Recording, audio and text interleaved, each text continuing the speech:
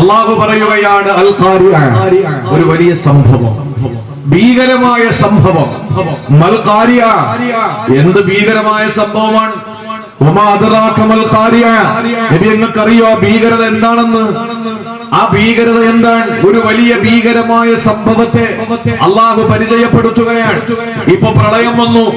ആ പ്രളയം വന്ന സന്ദർഭത്തിൽ നമ്മളൊക്കെ അത്ഭുതത്തോടെ പറഞ്ഞു, എന്തൊരു വലിയ പ്രളയമായിരുന്നു, കേരളം ഇതുവരെ കണ്ടിട്ടില്ല, ഇന്ത്യ ഇതുവരെ കണ്ടിട്ടില്ല, എന്തോ ഒരു വലിയ പ്രളയമാണ് വന്നത്. നിമിഷ നേരം കൊണ്ട് ലക്ഷക്കണക്കിന് ലിറ്റർ വെള്ളം ദിശ മാറി ഒഴുകിയിട്ട് പാവപ്പെട്ടവന്റെയും പണക്കാരന്റെയും കുടിലും കൊട്ടാരവും ഒരുപോലെ നക്കിത്തുടച്ചു കൊണ്ടുപോയ ഭീകരമായ ബീഭത്സമായ ഒരു പ്രളയം നമ്മൾ അഭിമുഖീകരിച്ചവരാണ്. അതൊന്നും ഒന്നുമല്ല, ഒരു സംഭവമല്ല. അള്ളാഹു പറയുന്ന സംഭവം എന്താ? അള്ളാഹുവിന്റെ വിശുദ്ധ ഖുർആൻ പറയാണ്, ഈ പ്രളയം വന്നപ്പോ സഹായിക്കാൻ കുറെ ആളുകൾ ഉണ്ടായി, അല്ലേ?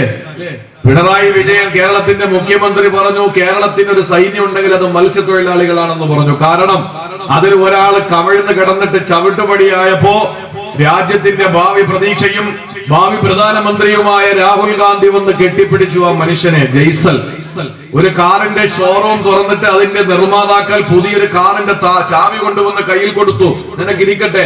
സംഘടനകൾ വീട് വെച്ചു കൊടുത്തു, എല്ലാ സഹായം കൊടുത്തു. എന്താ ചെയ്തത്? അദ്ദേഹം ഒരു ഹെൽപ്പ് ചെയ്തു. ഈ സംഭവം ഉണ്ടായപ്പോ ഹെൽപ്പ് ചെയ്യാൻ ആളുകൾ ഉണ്ടായി. ഒരുപാട് വണ്ടികൾ ഇങ്ങനെ നാഷണൽ ഹൈവേയിലൂടെ തെക്കും വടക്കും ഓടി. എന്തിനാ?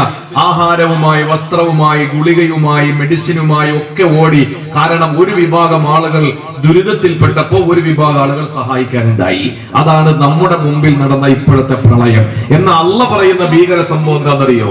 അന്ന് ആരും മെഡിസിനുമായിട്ട് ഒരു വണ്ടിയും വരൂല, അന്ന് ഭക്ഷണവുമായി ഒരു വണ്ടിയും വരൂല, അന്ന് ഒരു ജയ്സലും കമിഴ്ന്ന് കിടക്കൂല, അന്നൊരു രാഹുൽ ഗാന്ധി ആരെയും കെട്ടിപ്പിടിക്കാൻ ഉണ്ടാവൂല, അന്ന് ഒരു സൈന്യവും കേരളത്തിൽ ഉണ്ടാവൂല. അള്ളാഹു പറഞ്ഞു, ആ ദിവസം ആ ഭീകരമായ സംഭവം ഏതാണ്?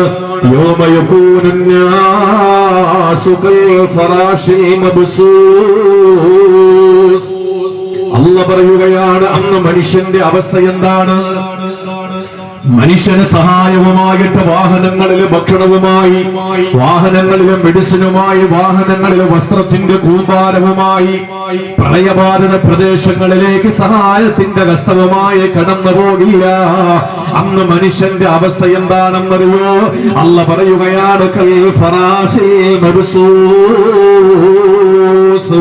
പ്രാണികളെ പോലെ, പാറ്റകളെ പോലെ, ചിതറുന്ന പാറ്റകളെ പോലെ, ചിതറിയ പ്രാണികളെ പോലെ, പ്രാണികൾ പോലെ, ചെറിയ ചെറിയ പ്രാണികളെ ലൈറ്റ് പ്രകാശത്തിന്റെ വെട്ടത്തിന്റെ ചാരത്തേക്ക് വന്നണയുന്ന ഈ പാറ്റകളെ പോലെ മനുഷ്യൻ ഇങ്ങനെ പാറിപ്പറക്കുകയാണ്.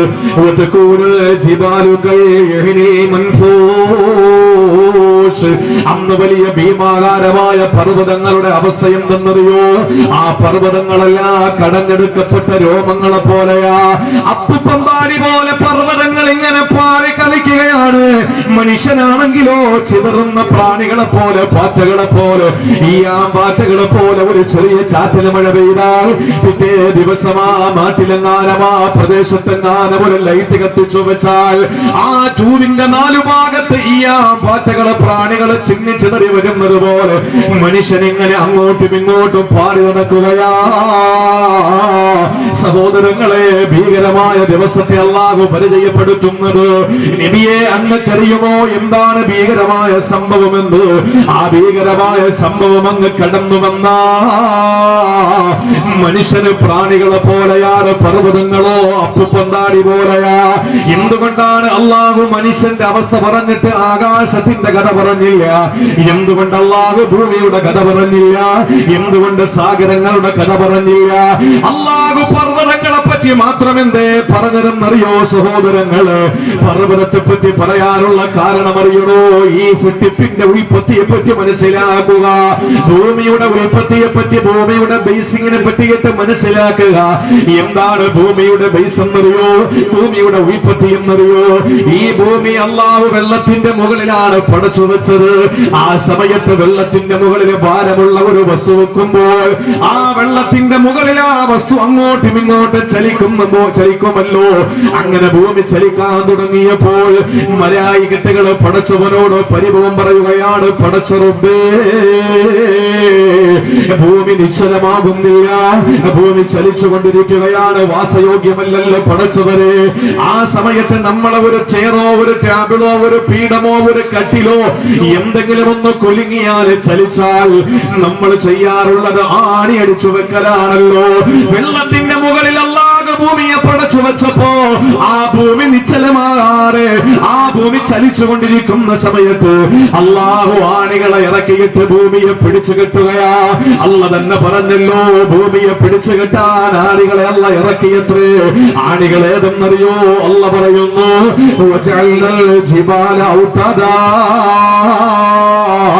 അല്ലാഹു ആണികളായി ഇറക്കിയത് പർവ്വതങ്ങളെയാണ്. സഹോദരങ്ങളെ, ഇന്ന് ശാസ്ത്രം കണ്ടെത്തുകയാണ്, പർവ്വതങ്ങളെ JCB കൊണ്ട് ബുൾഡോസർ കൊണ്ട് ഇടിച്ചു നിർത്തിയപ്പോഴാണ് ഭൂചലനമുണ്ടാകുന്നത്. ഇന്ന് യഥേഷ്ടം അതിനെ മണ്ണുമാന്തി യന്ത്രം കൊണ്ടുവന്ന് ഇടിച്ചു മാറ്റിയിട്ട് വലിയ വലിയ കൊട്ടാരങ്ങൾ വെക്കാൻ തുടങ്ങുമ്പോഴാണ് ഇവിടെ ഭൂചലനം അധികരിക്കാൻ തുടങ്ങിയത്. പർവ്വതത്തിന്റെ മുകൾ ഭാഗം എങ്ങനെയാണ് ഭൂമിയുടെ മുകൾ ഭാഗത്തിലുള്ളത് പോലെ ഭൂമിയുടെ അടിയിലോട്ടും അതിന്റെ വേരുകളുണ്ടെന്ന് ശാസ്ത്രലോകം കണ്ടെത്തിയില്ലേ? സഹോദരങ്ങളെ, പർവ്വതത്തെ അല്ലാഹു ആണികളാക്കി പടച്ചുവെന്ന ഓ പർവ്വതത്തെ പറ്റിയാണ് അല്ല പറയുന്നത്.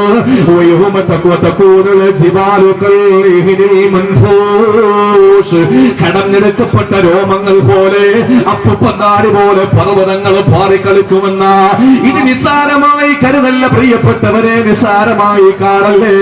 വയനാട് ജില്ലയിൽ നമ്മൾ കണ്ടതാണ്, 3 പതിറ്റാണ്ടോളം അറേബ്യൻ നാട്ടിൽ പോയി കെട്ടപ്പെട്ട സഹോദരനാണ്. അദ്ദേഹം കടങ്ങൾ വാങ്ങിയിട്ടൊരു വീട് വെച്ചു. ആ വീടതാ മലവെള്ളം വന്നപ്പോ വീടും തന്റെ വീട്ടുകാരും വെള്ളത്തിൽ ഒലിച്ചു പോകുന്നത് കണ്ടിട്ട് ആർത്തട്ടഹസിച്ച് നിലവിളിച്ച് പൊട്ടിക്കരഞ്ഞ് ആ മനുഷ്യന് ജീവിതത്തിന്റെ അവസാനം എന്താകുമെന്നറിയാതെ വല്ലാതെ സങ്കടപ്പെടുമ്പോ സഹോദരങ്ങളെ അല്ല പറയുകയാണ്, ഈ മനുഷ്യന്റെ അവസ്ഥ എന്താകുമെന്നറിയോ? അന്ന് അത്ഭുതത്തോടെ മനുഷ്യൻ നോക്കുമ്പോ പർവ്വതങ്ങൾ അങ്ങനെ പാറി നടക്കുകയാ, പഞ്ഞിക്കെട്ടുപോലെ പർവ്വതങ്ങൾ അങ്ങനെ പാറി കളിക്കുകയാ. ആ ഭീകരമായ ദിവസം അങ്ങ് കടന്നു വന്ന ഏതാണ് ആ ദിവസമെന്ന് നിങ്ങൾക്കറിയോ?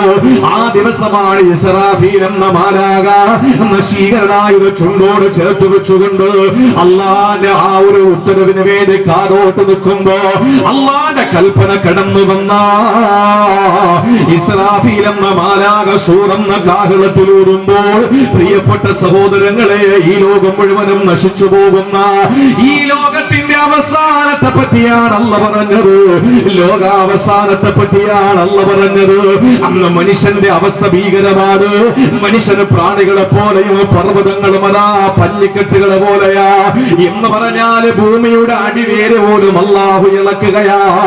ആ ഒരു ദിവസം വന്ന സഹോദരങ്ങളെ, മനുഷ്യർ 2 വിഭാഗമാണത്രേ. ഇന്ന് എത്ര സംഘടനകളാണ് നമ്മുടെ നാട്ടില്, എത്ര പാർട്ടികളാണ് നമ്മുടെ നാട്ടില്. ഒരു നിമിഷം ഒന്ന് ആലോചിക്കണേ ചെറുപ്പക്കാരാ. പാതിരാത്രിയുടെ നിശബ്ദതകളിൽ അതല്ലെങ്കിൽ പകലിന്റെ വെളിച്ചത്തിൽ നീ സംഘടനാ സങ്കുചിതത്വം പറയുമ്പോ പൊന്നുമോനെ, അല്ലാഹുവിന്റെ ഖുർആൻ പറയുകയാ, ഈ സംഭവം അങ്ങ് ഉണ്ടായിക്കൊഴിഞ്ഞ അല്ലാഹുവിന്റെ ഖുർആൻ പറയുന്ന ജനങ്ങളെ 2 തട്ടിലാണ്, 2 വിഭാഗമാണ്. അതിൽ ഒന്നാമത്തെ വിഭാഗത്തെ അല്ലാഹു പരിചയപ്പെടുത്തിയത് ഞാനും നിങ്ങളും ആ വിഭാഗത്തിൽ ചേരാനാണ്.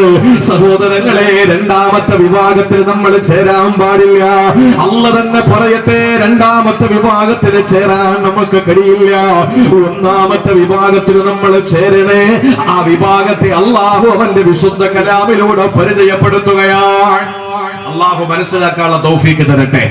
ഇവിടെ ഒരു വിഷയം വരുമ്പോ ജനങ്ങൾ ഒറ്റക്കെട്ടാണ്, ഇല്ലേ? നമ്മൾ ഒറ്റക്കെട്ടായിരുന്നു. ഹിന്ദു ഇല്ല, മുസൽമാൻ ഇല്ല, ക്രിസ്ത്യാനില്ല, സംഘടനകളില്ല, പാർട്ടികളില്ല, കറുത്തവനില്ല, വെളുത്തവനില്ല, എല്ലാവരും ഐക്യപ്പെട്ടിരിക്കുകയാണ്. നമ്മുടെ ഈ നാടും സാഹോദര്യത്തിന്റെ നാടാണ്. ഹിന്ദുവും മുസൽമാനും ക്രിസ്ത്യാനിയും ഉണ്ടോ? കാണും അല്ലേ? എവിടെയെങ്കിലും കാണൂലേ? എല്ലാവരും ഐക്യപ്പെട്ട് കഴിയുന്ന ഒരു സമാധാനമുള്ള ഒരു ചെറിയൊരു കുഗ്രാമം. കുഗ്രാമം എന്ന് പറഞ്ഞാൽ ആക്ഷേപമല്ല കേട്ടോ, ഒഴിഞ്ഞൊരു ഭാഗം, സമാധാനം മാത്രമുള്ള നമ്മുടെ നാട്. നിങ്ങൾ നോക്കി, ഈ പ്രളയം വന്നപ്പോ ഏത് സംഘടനക്കാർ അങ്ങോട്ടും ഇങ്ങോട്ടും ആക്ഷേപിച്ചു? ഇല്ല, ഒന്നുമില്ല. എല്ലാവർക്കും സന്തോഷം, ഐക്യപ്പെട്ട് എല്ലാവരും ഭക്ഷണ തളികയിൽ ഒരുമിച്ച് പിന്നെ ഈ പാർട്ടിക്കാരനും ആ പാർട്ടിക്കാരനും വലത്തനും ഇടത്തനും യൂത്തനും അവനും ഇവനും എല്ലാം ഒരുമിച്ച് കൈയിടുക. എല്ലാ സംഘടനക്കാരും ഒരു കൊടിയില്ല, ഒരു നിറമില്ല, ഒരു വർണ്ണമില്ല, ഒന്നുമില്ല, ഒരുമിച്ച് ഭക്ഷണം കഴിക്കുന്നു.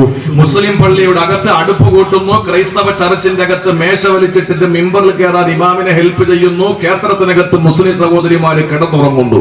നിങ്ങൾ ആലോചിച്ച് നോക്കൂ, എല്ലായിടത്തും സന്തോഷം, സമാധാനം. വെള്ളം അങ്ങോട്ട് ഇറങ്ങി, വീണ്ടും കലാപങ്ങൾ തുടങ്ങി, വർഗീയത തുടങ്ങി, സംഘടനകൾ തുടങ്ങി, പ്രശ്നങ്ങൾ തുടങ്ങി, എല്ലാം ഉടലെടുത്തു. സഹോദരങ്ങളെ, അള്ളാഹുവിന്റെ ഖുർആൻ പറയാൻ, അന്ന് ആ സംഭവം ഉണ്ടാകുമ്പോ മനുഷ്യരൊക്കെ ഒറ്റക്കെട്ടാകണമെന്ന് ആഗ്രഹിച്ചെങ്കിൽ അള്ളാഹ് പറയാണ്, ഈ മഹാസംഭവം ഉണ്ടായി കഴിഞ്ഞ ജനങ്ങൾ രണ്ട് തട്ടാണ്. അതിൽ ഒന്നില് നമ്മൾ ചേരണം. രണ്ടാമത് പറയും എപ്പോ? ഇൻഷാ അല്ലാഹ്. അള്ളാഹുവിന്റെ ഖുർആൻ പറഞ്ഞു, രണ്ട് വിഭാഗമായി ജനങ്ങൾ മാറും. അതിൽ ഒരു വിഭാഗം ആരെന്നറിയോ? ആരാ? അല്ലാഹ് പറഞ്ഞു,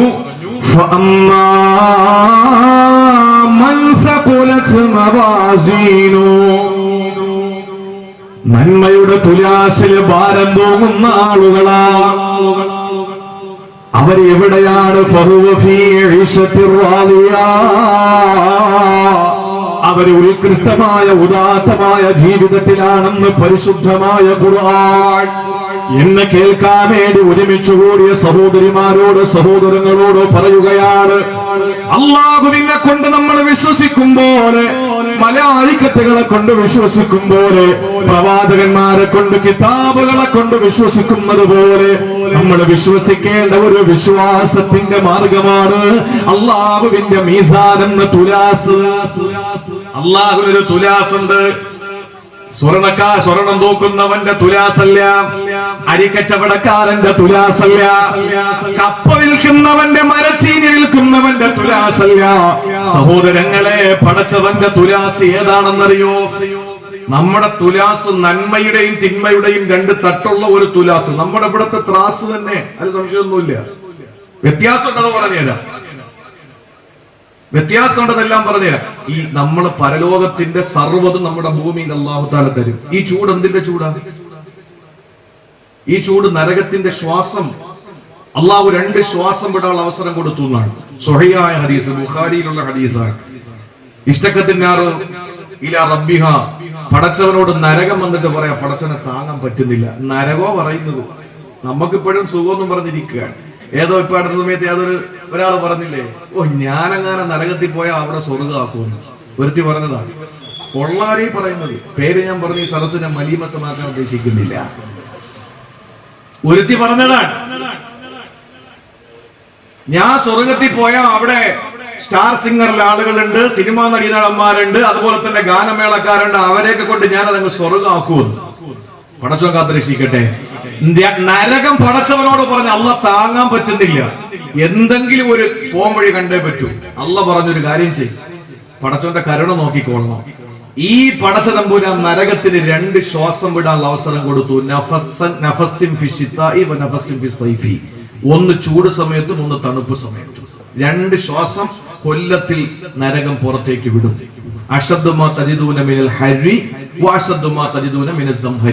നിങ്ങൾ ഇന്ന് അനുഭവിക്കുന്ന ചൂട് നരകത്തിന്റെ ശ്വാസം, നിങ്ങൾ അനുഭവിക്കുന്ന തണുപ്പ് നരകത്തിന്റെ ശ്വാസം.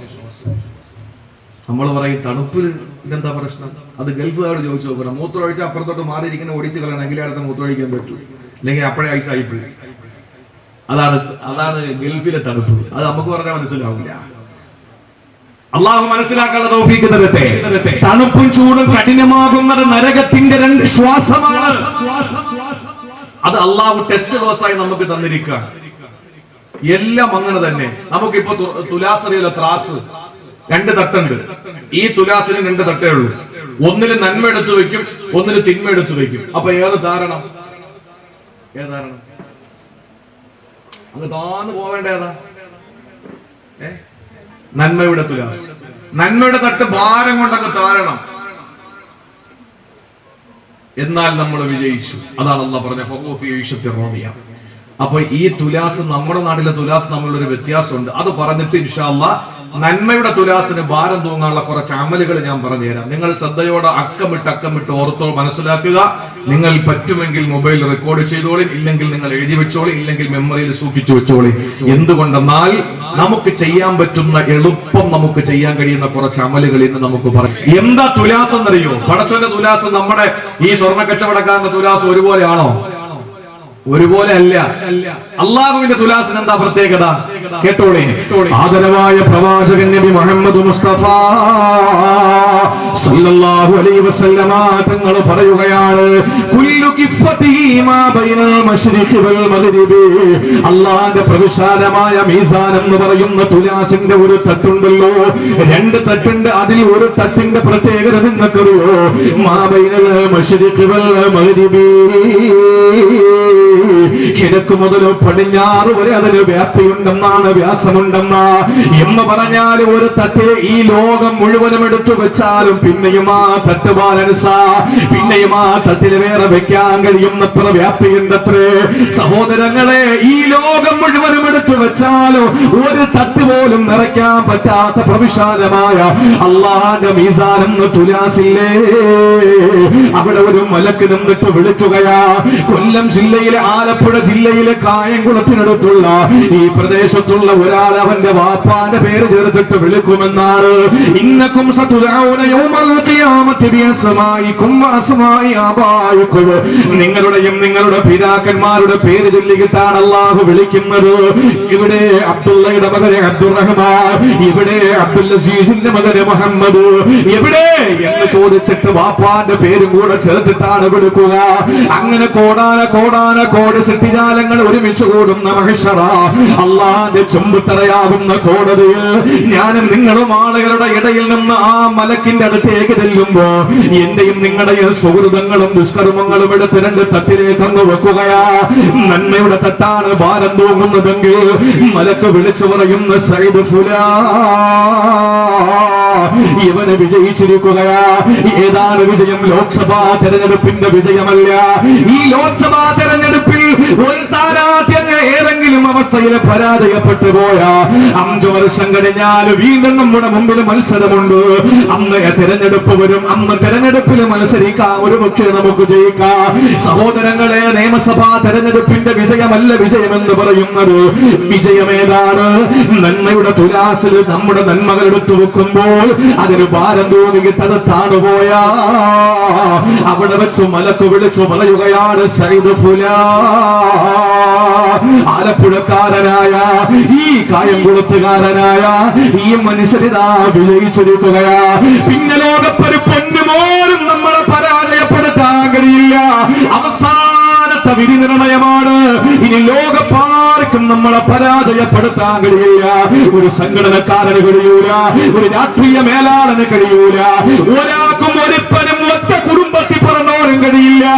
നമ്മുടെ സുഹൃതങ്ങളുടെ തുലാസിൽ വെക്കുമ്പോ അതിന് ഭാരം കൊണ്ടങ്ങ് തൂങ്ങിപ്പോയാ സൈദ് ഫുലാ, അവന് വിജയിച്ചടോ, അവന് വിജയിച്ചടോ, അവന് വിജയിച്ചടോ.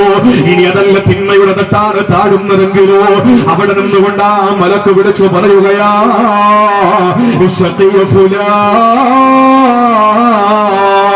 ഇവര് പരാജയപ്പെട്ടു പോയി, ഇനി വിജയിക്കാൻ കഴിയില്ല. ഒരു തങ്ങളെ കൊണ്ടും വിജയിപ്പിക്കാൻ കഴിയില്ല, ഒരു സയ്യിദിനെ കൊണ്ടും വിജയിപ്പിക്കാൻ കഴിയില്ല, ഒരാളെ കൊണ്ടും അവനെ വിജയിപ്പിക്കാൻ കഴിയില്ല. കാരണം അവന്റെ ജീവിതത്തിന്റെ അവന്റെ എല്ലാം പരിശോധിച്ചു നോക്കുമ്പോ അവന്റെ ദുഷ്കർമ്മങ്ങൾ കൂടിപ്പോയി, അവന്റെ സൽക്കർമ്മങ്ങൾ കുറഞ്ഞുപോയി. അതാണ് സഹോദരങ്ങളെ അള്ളാഹുവിന്റെ തുലാസ്. ഈ തുലാസ് നമുക്ക് ഭാരം തൂങ്ങണ്ടേ? അത് തൂക്കി നോക്കുന്ന സമയത്ത് നമ്മുടെ ഭാര്യമാര് നമ്മളെ ശ്രദ്ധിക്കൂല, നമ്മുടെ മക്കൾ നമ്മളെ ശ്രദ്ധിക്കൂല. തേരും പാലും കൊടുത്തു വളർത്തുന്ന, തലയിൽ വെച്ചാൽ ഉറുമ്പരിക്കും, തലയിൽ വെച്ചാൽ പേരരിക്കുമെന്ന് പറഞ്ഞ് ആറ്റുനോട്ട് വളർത്തുന്ന നമ്മുടെ പിൻസോമനകൾ നമ്മളെ ഓർക്കൂല. സഹോദരങ്ങള്, കൂടെ കിടക്കുന്ന ഭാര്യയുണ്ടല്ലോ, നമ്മളെ രാത്രികളെ ധന്യമാക്കി മാറ്റുന്ന ആരുടെ മാരടപ്പിന്റെ സുഗന്ധമാണോ താൻ ഏറ്റുവാങ്ങുന്നത്? തന്റെ പ്രിയപ്പെട്ട ഭാര്യ തന്നെ പറ്റി ചിന്തിക്കൂല. ആ സമയത്ത് എന്റെ സഹോദരങ്ങള് ഗൗരവത്തോടെ കേട്ടോ, ഒരാളും നമ്മളെ പറ്റി ആലോചിക്കൂല, ഒരു നേതാവ് നമ്മളെ ചിന്തിക്കൂല, ഒരു അനുയായി നമ്മളെ പറ്റി ആലോചിക്കൂല, ഒരു ഉസ്താദ് ശിഷ്യനെ പറ്റി ചിന്തിക്കൂല, ഒരു അധ്യാപകനും തന്റെ ശിഷ്യങ്ങളെ പറ്റി ആലോചിക്കൂല. എന്തിനേറെ സഹോദരങ്ങളെ, നിങ്ങൾക്കറിയോ ആദരവായ പ്രവാചകൻ നബി മുഹമ്മദ് മുസ്തഫ മദീന പള്ളിയിൽ നിന്ന് റസൂലുള്ളാഹി നമസ്കാരം കഴിഞ്ഞ് മടങ്ങി വന്നപ്പോ ആയിഷ ബീവി റളിയല്ലാഹു തആല വീട്ടിനകത്തിരുന്ന് കരയുകയാ. കാരണം ആയിഷ പള്ളിയിൽ പോകൂലല്ലോ, ആയിഷ ബീവി വീട്ടിലല്ലേ നിസ്കരിക്കുന്നത്.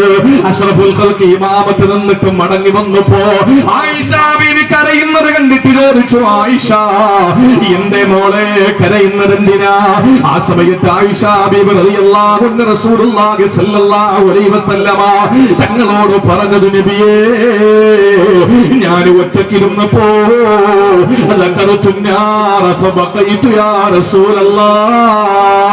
നരകത്തെ പറ്റി ഞാൻ വെറുതെ അങ്ങ് ഓർത്തുപോയി. അപ്പോ ഞാൻ അങ്ങ് കരഞ്ഞതാണ് നബിയേ എന്ന് പറഞ്ഞപ്പോ അല്ലാഹുവിന്റെ റസൂൽ ആയിഷ ബീവിയെ എഴുന്നേൽപ്പിച്ചു. തന്റെ നെഞ്ചിലേക്ക് ചാച്ചു കിടത്തിയിട്ട് മുസബ്ബിഹാ വിരലുകൾ കൊണ്ട് റിസാലത്തിന്റെ ചൂണ്ടുവിരൽ കൊണ്ട് ആയിഷ ബീവിയുടെ കവിൾത്തടപ്പിൽ നിന്ന് ഒലിച്ചിറങ്ങുന്ന ആ കണ്ണുനീർത്തുള്ളിയെ അല്ലാഹുവിന്റെ റസൂൽ സല്ലല്ലാഹു അലൈഹി വസല്ലമ തങ്ങളെ തുടച്ചു മാറ്റി കൊടുക്കുകയാ. ആ സമയത്ത് ആയിഷ ബീവി ചോദിച്ചതെന്തെന്നറിയോ? യാ റസൂലല്ലാഹ്, ഇന്ന് ഞാൻ കരഞ്ഞപ്പോ, ഇന്ന് ഞാൻ സങ്കടപ്പെട്ടപ്പോ, ഇന്ന് ഞാൻ വ്യസനിച്ചപ്പോ, ഇന്ന് ഞാൻ വിഷമിച്ചപ്പോ എന്റെ കണ്ണുനീര് തുടച്ചു തരാൻ എന്നെ തയ്യാറായല്ലോ.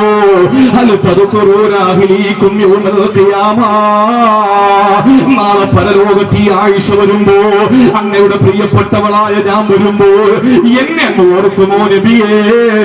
എന്നെ പറ്റി അങ്ങ് ആലോചിക്കുമോ നബിയേ? എന്നെ പറ്റി അങ്ങ് ചിന്തിക്കുമോ പ്രവാചകരെ? നാളെ പരലോകത്തിന്റെ കണ്ണുനീര് തുടച്ചു തരാൻ അങ്ങക്ക് കഴിയുമോ എന്ന് ചോദിക്കുമ്പോ ആയിഷ ബീവി റളിയല്ലാഹു അൻഹയോട് മുസ്തഫായ നബി തങ്ങളുടെ മറുപടി എന്തെന്നറിയോ? എന്നെ കേൾക്കാൻ വേണ്ടി ഒരുമിച്ചൂടെ സഹോദരങ്ങളെ, കല്ലിന്റെ പിറകെ പെണ്ണിന്റെ പിറകെ മണ്ണിന്റെ പിറകെ പരക്കം പായുമ്പോ സഹോദരങ്ങളെ, ഇന്ന് ഉളുപ്പില്ലാതെ തിന്മകൾ ചെയ്യുന്നവരാണ്. വേലി തന്നെ വിളവ് തിന്നുന്ന കാലമാണ് സഹോദരങ്ങളെ. തിന്മകളുടെ പിന്നാലെ പരക്കം പായുമ്പോ ഒരു സെക്കൻഡ് ഒന്ന് ആലോചിക്കണേ. നാളെ ഹബീബ് നമ്മളെ രക്ഷപ്പെടുത്താ വരുമെന്നുള്ള നിഗമനമാണ്, ആ ഒരു പ്രതീക്ഷയാണ്, ആ ഒരു പ്രത്യാശയാണ് എന്റെയും നിങ്ങളുടെയും ജീവിതത്തിന്റെ സന്തോഷമെങ്കിൽ പഠിച്ചു വെച്ചോ. ആയിഷ ബീവിയോട് നിബിധങ്ങൾ പറയുകയാണ്, ആയിഷ അമ്മാ ഫീ സലാസത്തി മവാത്തിന ലാ യദ്കുറു അഹദുൻ അഹദാ. പരലോകത്ത് 3 സ്ഥലങ്ങളുണ്ട്. ആ സ്ഥലങ്ങളിൽ എത്തുമ്പോൾ ഒരാളും ആരെപ്പറ്റിയും ഓർക്കാറില്ല ആയിഷ, ആരും ആരെപ്പറ്റിയും ചിന്തിക്കൂല ആയിഷ. 3 സ്ഥലങ്ങളുണ്ട് പരലോകത്തില്. അവിടെ വരുമ്പോ ഒരാളും ആരെപ്പറ്റിയും ചിന്തിക്കൂല. അതിൽ ഒന്നാമത്തേത് അവരുടെ കയ്യിൽ കുറ്റപത്രം കൊടുക്കുന്ന സമയമാണ്. രണ്ടാമത്തേത് സിറാത്തിലൂടെ പോകുന്ന സമയമാണ്. മൂന്നാമത് റസൂലുള്ളാഹി പറഞ്ഞത് നന്മ തിന്മ അളന്നു നോക്കുന്ന സമയത്താണ്. ആ സമയത്ത് നന്മയുടെ തട്ടിനാണോ ഭാരം തൂങ്ങുന്നത്, തിന്മയുടെ തട്ടിനാണോ ഭാരം തൂങ്ങുന്നതെന്ന് അറിയുന്നത് വരെ ആരും ആരെപ്പറ്റി ഓർക്കാറില്ല ആയിഷ. അള്ളാഹു മനസ്സിലാക്കാൻ തൗഫീഖ് തരട്ടെ. ഒരു ഭാര്യമാരും ഭർത്താക്കന്മാരെ പറ്റി ആലോചിക്കൂല ആ സമയത്ത്. അപ്പൊ എന്തു വേണം? ഒരു ഹെൽപ്പും അവിടെ നടക്കൂല. ഇവിടെ 20 ലക്ഷം വേണമെന്ന് പറഞ്ഞാൽ നമുക്ക് വയല് വെച്ച് അതോട് ചോദിക്കാം. അവിടെ അതൊന്നും നടക്കൂല. ഇവിടെ എന്ത് സഹായത്തിന് വേണോ ആരോടോ നമുക്ക് പറയാം, എന്ത് സഹായവും നമുക്ക് കിട്ടും. ഇപ്പോ അതൊരു ട്രെൻഡാണ്. ഇപ്പൊ കേരളത്തിലെ ട്രെൻഡ് എന്ന് പറഞ്ഞാൽ കേരളം ഒരു മഹാസംഭവം തന്നെയാണ് സഹോദരങ്ങളെ. കേരളത്തിൽ ഒരു കളി നടക്കൂല, ഒരുത്തന്റെ ഒരു കളി നടക്കൂല. കേരളം എന്ന് പറഞ്ഞാൽ എന്താണ്? ഇവിടെ അബൂബക്കർ ഹാജി എന്ന് പറയുന്ന ആള് തളർന്നു വീണാൽ ഇവിടെ ചെല്ലപ്പനും അതുപോലെ തന്നെ രാജനും ഒക്കെ ഉടനെ ലൈവ് ഇടുകയാണ്. അബൂബക്കർ ഹാജി മറിഞ്ഞു വീണിരിക്കാൻ, എന്റെ അക്കൗണ്ടിലേക്ക് പൈസ ഇടുക. ഉടനെ പൈസ ഇടുന്നു, അദ്ദേഹത്തിന്റെ രോഗം മാറ്റി കൊടുക്കുന്നു. ഇവിടെ ഒരു ചന്ദ്രൻ മറിഞ്ഞു വീണാൽ ഇവിടുത്തെ മുഹമ്മദ് ലൈവ് ഇടുകയാണ്. എന്നിട്ട് പറയാ, എന്റെ അയൽവാസിയാണ് ചന്ദ്രൻ, അദ്ദേഹം മറിഞ്ഞു വീണിരിക്കാൻ, തളർന്നു വീണിരിക്കാൻ, നിങ്ങൾ പെട്ടെന്ന് അദ്ദേഹത്തിന് എന്തെങ്കിലും സഹായം ചെയ്യണം. ഉടനെ ലക്ഷക്കണക്കിന് രൂപ ആളുകൾ, സന്മനസ്സുള്ളവർ, നല്ല മനസ്സുള്ള ആളുകൾ അങ്ങോട്ട് കൊടുക്കുകയാണ്. അവസാനം ഇപ്പൊ നിലവില് ഓരോ അക്കൗണ്ടുകളിലും ലക്ഷക്കണക്കിന് രൂപ വന്നിട്ട് തിരിച്ച് അതിന്റെ ലക്ഷക്കണക്കിന് രൂപ ആവശ്യമുള്ളതിനപ്പുറം വന്നുകൂടുമ്പോ അത് വീണ്ടും മറ്റുള്ള രോഗികൾക്ക് വിരിച്ചു കൊടുക്കുകയാണ്. സുബ്ഹാനല്ലാഹ്. ഇത് കേരളത്തിന്റെ മലയാളികൾക്കല്ലാതെ വേറെ ആർക്കെങ്കിലും പറ്റുമോ? എവിടെയെങ്കിലും ഉണ്ടോ? ലോകത്ത് വേറെ എവിടെയെങ്കിലും ഇങ്ങനെ ഒരു സംവിധാനം ഉണ്ടോ? ഇല്ല. നമ്മുടെ നാട് സുന്ദരമാണ് സഹോദരങ്ങളെ. കേരളത്തിൽ ജനിക്കാൻ കഴിഞ്ഞതും വളരാൻ കഴിഞ്ഞതും ഇൻഷാ അല്ലാഹ് മരിക്കാനും ദുആ ചെയ്തോളി. ഈ നാട്ടിൽ പിറക്കാനുള്ള ഭാഗ്യം കിട്ടിയത് അള്ളാഹു തന്ന വലിയൊരു നിഅമത്ത് തന്നെയാണ്. അള്ളാഹു ഇത് നിലനിർത്തി തരട്ടെ. അറബികൾ ഇവിടെ വന്നിട്ട് ഇത് കണ്ടിട്ടാ പറഞ്ഞത് ഖൈറുല്ലാഹ്. അതാണ് കേരളം. ഖൈറുല്ലാ എന്ന വാക്കാണ് പിന്നെ കേരളമായത്. ചേരമാൻ പെരുമാൾ ഭരിച്ച ചേരനാട്, അതാണ് ചേരളം പിന്നെ കേരളമായെന്ന് പറയുന്നുണ്ട് ഭാഷാ പണ്ഡിതന്മാർ. അല്ല, കേരം തിങ്ങണ കേരള നാട്, അതാണ് പിന്നീട് കേരളമായതെന്ന് പറയുന്നുണ്ട് നിഘണ്ടുകളിൽ. പക്ഷേ ഖൈറുല്ലാ എന്ന അറബികൾ വിളിച്ചു നമ്മുടെ നാട് കണ്ടിട്ട്. എവിടെന്ന്? അറേബ്യൻ നാട്ടിൽ നിന്ന് മരുഭൂമിയിൽ നിന്ന് ഈത്തപ്പഴത്തിന്റെയും ഒട്ടകത്തിന്റെ ഇടയിൽ നിന്ന് വന്നിട്ട് നമ്മുടെ പച്ചപ്പും നമ്മുടെ കുരുമുളകും ഇഞ്ചിയും ഏലവും തേക്കും ഉഴുതും ഒക്കെ കണ്ടിട്ട് കളകളാരവം മുഴക്കുന്ന കൊച്ചു കൊച്ചു അരുവികളും കളപൂജനങ്ങൾ പാടുന്ന കൊച്ചു കൊച്ചു പറവകളെയും കണ്ടിട്ട് അറബികൾ വിളിച്ചു ഖൈറുല്ലാ. ഇത്രയും ഉത്കൃഷ്ടമായ ഒരു നാട്, ആ നാട്ടിലല്ലേ നമ്മളുള്ളത്? ആ നാട്ടിലല്ലേ നമ്മളുള്ളത്? അള്ളാഹു നമ്മുടെ ഈ സ്നേഹബന്ധങ്ങളൊക്കെ അള്ളാഹു നിലനിർത്തി തരട്ടെ. ഞാൻ പറഞ്ഞു വന്നത്, എന്റെ സഹോദരങ്ങളെ, ഒരാളും ആരെ പറ്റി ഓർക്കില്ല. ഇവിടെ സഹായിക്കാൻ ആളുകളുണ്ട്. ഒരു രോഗം ഉണ്ടായ സഹായിക്കാൻ ആളുണ്ട്. ധൈര്യമായിട്ട് നമുക്കിപ്പോ എവിടെ വേണോ തലയിറങ്ങി വീണാൻ കുഴപ്പമൊന്നുമില്ല. കുടിച്ചോ ചാരായ മോന്തിക്കൊണ്ട് ആകാതിരുന്ന അങ്ങനെയുള്ളവരെ എടുക്കുകയും ചെയ്യരുത്. അവിടെ കിടക്കട്ടെന്ന് കിണറിനകത്ത് വെള്ളം കുടിച്ചുകൊണ്ടെന്ന് കിണറിലേക്ക് വീണ് കിണറിന്റെ ഈ പാലത്തിൽ കയറി ഇരുന്നിട്ട് പുറകിലോട്ട് കൈ ഊന്നിയിരുന്ന പള്ളിക്കകത്തിരിക്കും പോലെ നേരെ അങ്ങ് അവസാനം നാട്ടുകാരെല്ലാം കൂടെ അവനെ എടുക്കാൻ വേണ്ടിയിട്ട് വലിയ കൊട്ട ഇറക്കി കൊടുത്തു. ഇവനെ ഇത്രയും വലിച്ചു പൊക്കി മുകളിലോട്ട് കയറ്റിയിട്ട് കൈ തപ്പിടിച്ച് കയറ്റാൻ എനിക്ക് കള്ളു കുടിക്കാൻ പൈസ ആയിരുന്നു ചിലരും കൂടെ കിട്ടിട്ടുണ്ട്. അങ്ങനെയുള്ളവർ അവിടെ കളഞ്ഞേക്കണം.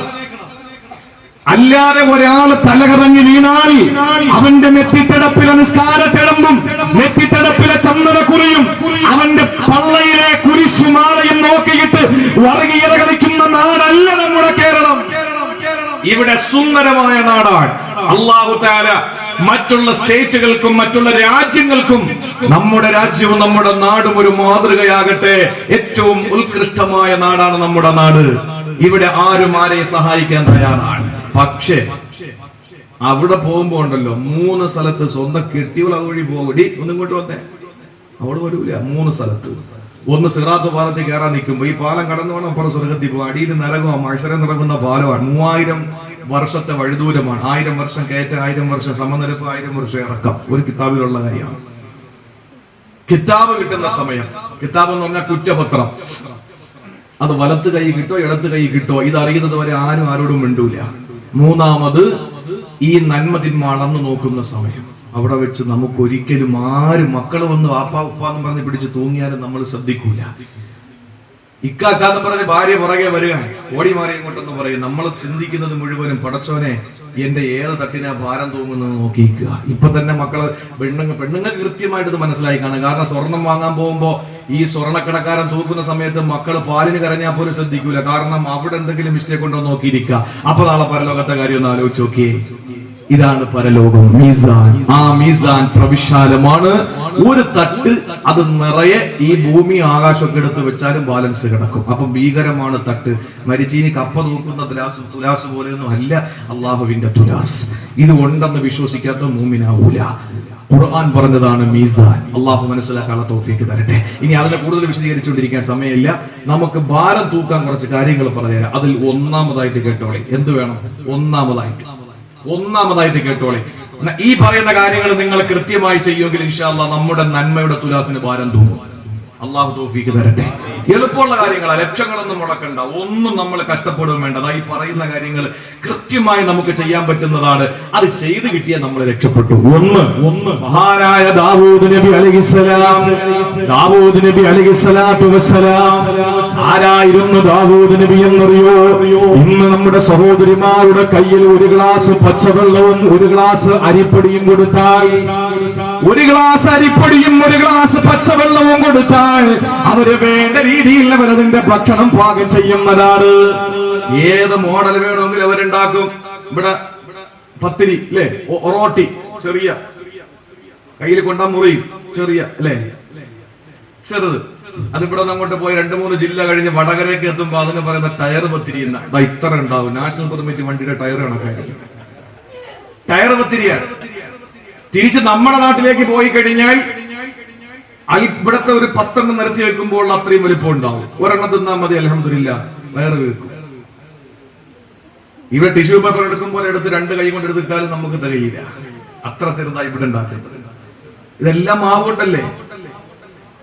ഈ സ്ത്രീകൾ എങ്ങനെയാണോ അരിപ്പടിയും പച്ചവെള്ളവും കൊണ്ട് അവർ ഈ കാര്യങ്ങൾ ചെയ്യുന്നത്, അതുപോലെ ദാവൂദ് നബിക്ക് അല്ലാഹു ഒരു കഴിവ് കൊടുത്തു. കയ്യിലൊരു ഇരുമ്പ് കൊടുത്താൽ എങ്ങനെയാണോ ഇരുമ്പ് അതിനെ മയപ്പെടുത്തിയെടുക്കാൻ ദാവൂദ് നബിക്ക് അല്ലാഹു കഴിവ് കൊടുത്തു. അലന്നാലഹുൽ ഹദീദ്.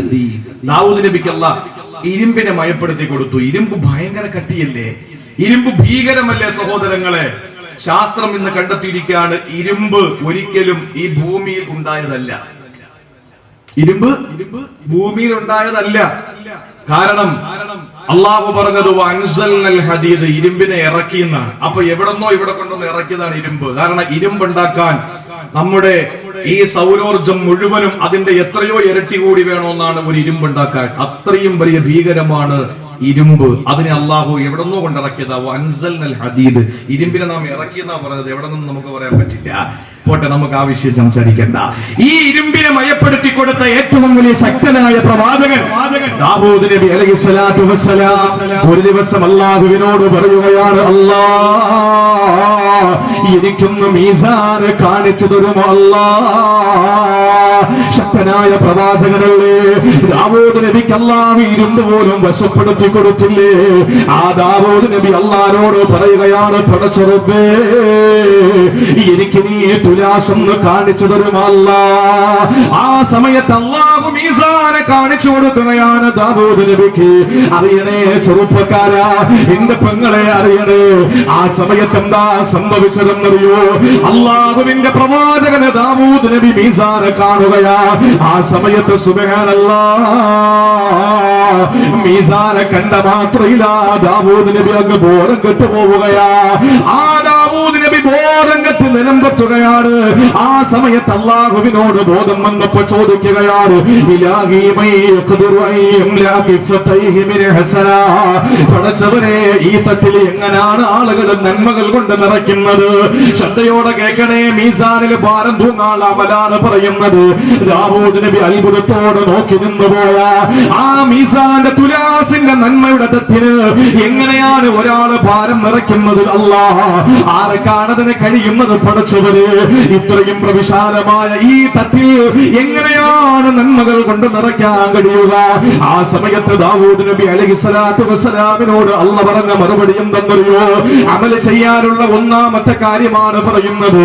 ദാവൂദ് അലൈഹിസ്സലാം അല്ലാഹുവോട് ചോദിച്ചപ്പോ അല്ലാഹ് പറയുകയാണ്, ഏ ദാവൂദ് നബിയേ, ഇദാ റളിതു അൻ അബ്ദീ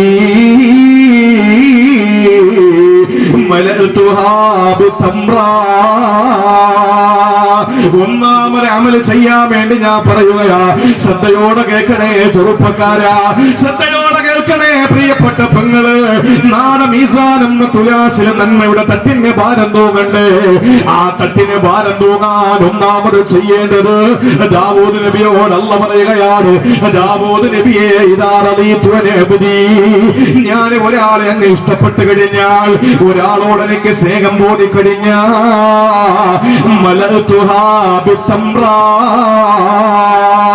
ഒരു കാരക്കയുടെ ഈത്തപ്പഴത്തിന്റെ വലിപ്പം മതി അവന് അമലുകൾ ഞാൻ അതുകൊണ്ടങ്ങ് നിറച്ചു കൊടുക്കാം. സഹോദരങ്ങളെ, ഈ ലോകം മുഴുവനും എടുത്തു വെച്ചാൽ വീണ്ടും തട്ടിലെ ബാലൻസ് വരുന്ന ഭീകരമായ ഒരു തട്ടിനകത്ത് അല്ലാഹുവിന്റെ റസൂൽ ദാവൂദ് നബിയോട് അല്ലാഹ് പറയുകയാ, ഒരാളെ എനിക്കങ്ങ് ബോധിച്ചു കഴിഞ്ഞാ, ഒരാളെ ഞാൻ അങ്ങ് ഇഷ്ടപ്പെട്ട് കഴിഞ്ഞാ, ഒരാളെ ഞാൻ അങ്ങ് പ്രണയിച്ചു കഴിഞ്ഞാ, ഞാൻ അവന്റെ അമലുകൾ നോക്കുന്നത് ധാരാളമുണ്ടോ എന്നല്ല, ഒരു ഈത്തപ്പഴത്തിന്റെ അളവ് മതി അവന്റെ അമലുകൾ. അത് ഞാൻ മീസാനിൽ വെക്കുമ്പോ ഞാൻ അങ്ങ് നിറച്ചു കൊടുക്കും ദാവൂദ് നബിയേ. അതുകൊണ്ട് സഹോദരങ്ങളെ, ഒരുപാട് അമൽ ചെയ്യണമെന്നില്ല, കൂമ്പാരമായി നമ്മൾ ചെയ്യണമെന്നില്ല, ചെയ്യുന്നത് നല്ലതായ മതി സഹോദരങ്ങളെ. ഈ ലോകത്തെന്തിനാ മനുഷ്യനെ അല്ലാഹു അയച്ചത്? തബാറകൽ വഹുവ അലാ കുല്ലി ഷൈഇൻ ഖദീർ അല്ലദീ ഖലഖൽ മൗത വൽ ഹയാ ലിയബ്ലുവകും അയ്യുകും അഹ്സനു അമലാ. സൂറത്തുൽ മുൽക്കിലൂടെ അല്ലാഹ് പറയുകയാ, ആകാശഭൂമികളുടെ സംവിധായകനായ അല്ലാഹ് എന്തിനാണ് മനുഷ്യ നിന്നെ പടച്ചത്? ഈ മരണത്തെയും ജീവിതത്തെയും അല്ലാഹ് പടച്ചത് എന്തിനാ? ലിയബ്ലുവകും അയ്യുകും അഹ്സനു അമലാ, നിങ്ങളിൽ ആരാണ് നല്ലത് ചെയ്യുന്നതെന്ന് അറിയാനാ. അല്ലാഹു പറഞ്ഞില്ല അക്സറു അമലാ എന്ന്. ആരാണ് ധാരാളം ചെയ്യുന്നതെന്ന് അല്ലാഹുവിനെ കാണണ്ട. അഹ്സനു അമല, നല്ലത് ചെയ്യുന്ന ആരാന്ന് അല്ലാഹ് അറിഞ്ഞാൽ മതി.